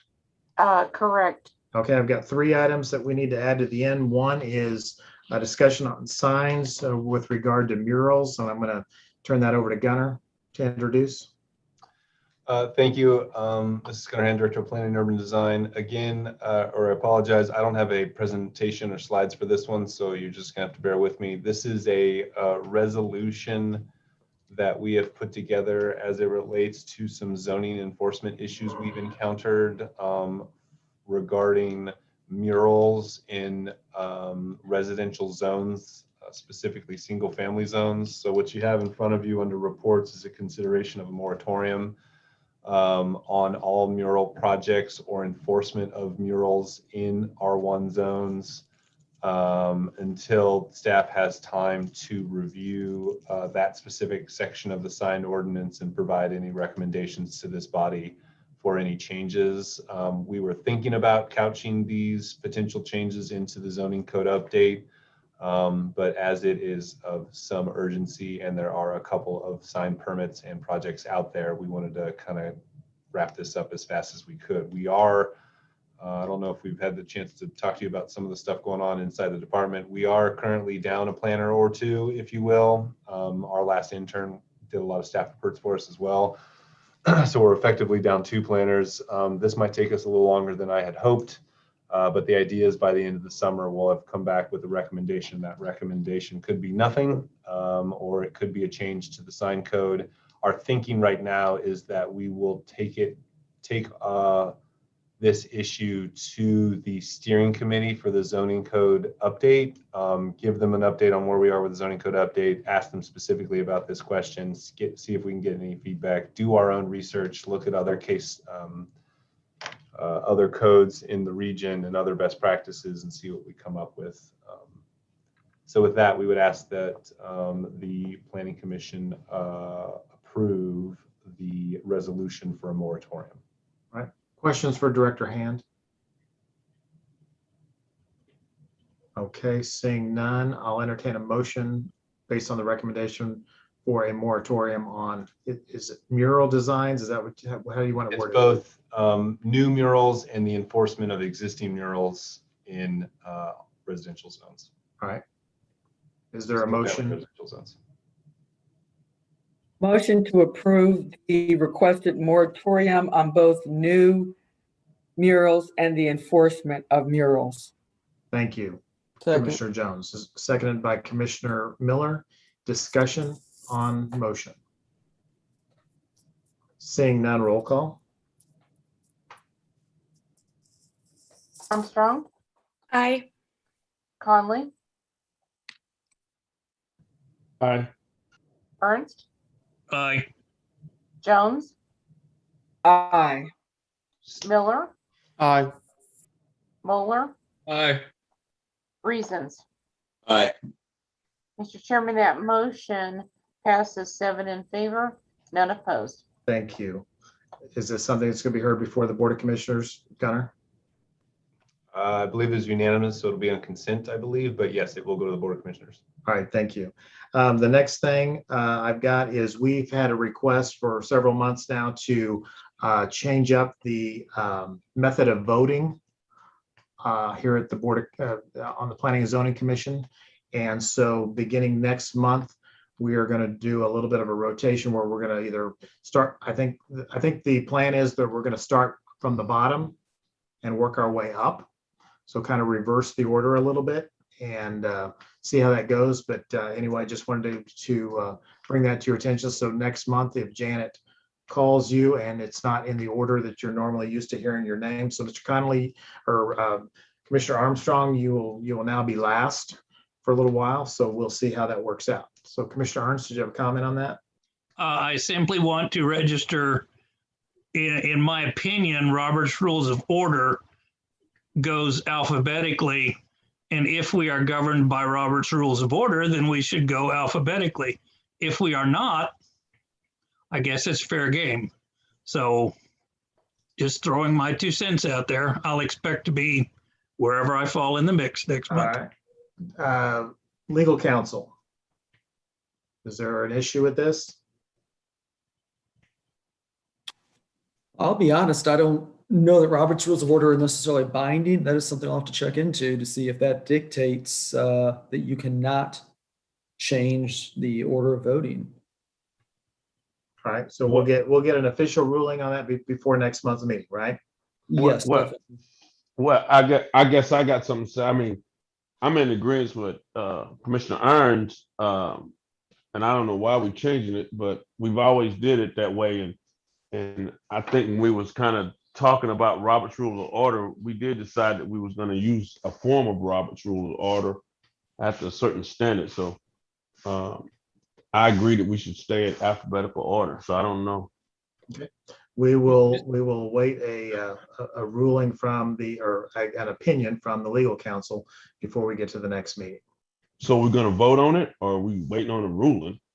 I would rather wait on a ruling before we decide. Okay. So a request was made by a commissioner and we're giving it its due. So given that there's a little bit of a hitch to it, we'll wait to see what legal counsel says before we make a final determination what we're going to do. Commissioner Moeller. Mr. Chairman, the Unified Government Commissioners rotate their voting alphabetically in order each session. And I presume that they operate under the same order as we do. How this can be any different and why we would do it just because we always do it this way. No, they don't. To me. They don't operate the same way we do. We got different bylaws. Well, let's hear from legal counsel and we'll go from there. Okay. And the last thing I want to bring up is, unfortunately, this is the last meeting for Commissioner Reasons, who informed me today that he is going to be resigning from his post as he has sold his home and will be moving out of Wyandotte County.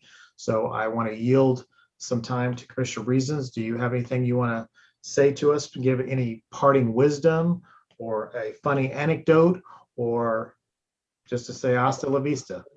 Probably more funny anecdote probably than wisdom. So no, hey, I just want to thank you all for allowing me to be a part of this commission.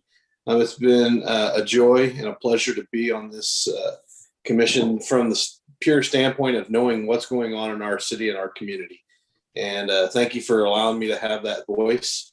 And I just want to encourage y'all to keep doing your best to see our community grow and be a stronger community as it is. So thank you so much. Great. Well, thank you. Thank you, Nathan, for your voice and your opinion. From time to time, we wish you and your family the very best in your future and what it holds for you. Thank you. Anyone else have anything before we adjourn? Oh, yeah. I'm going to miss you, man.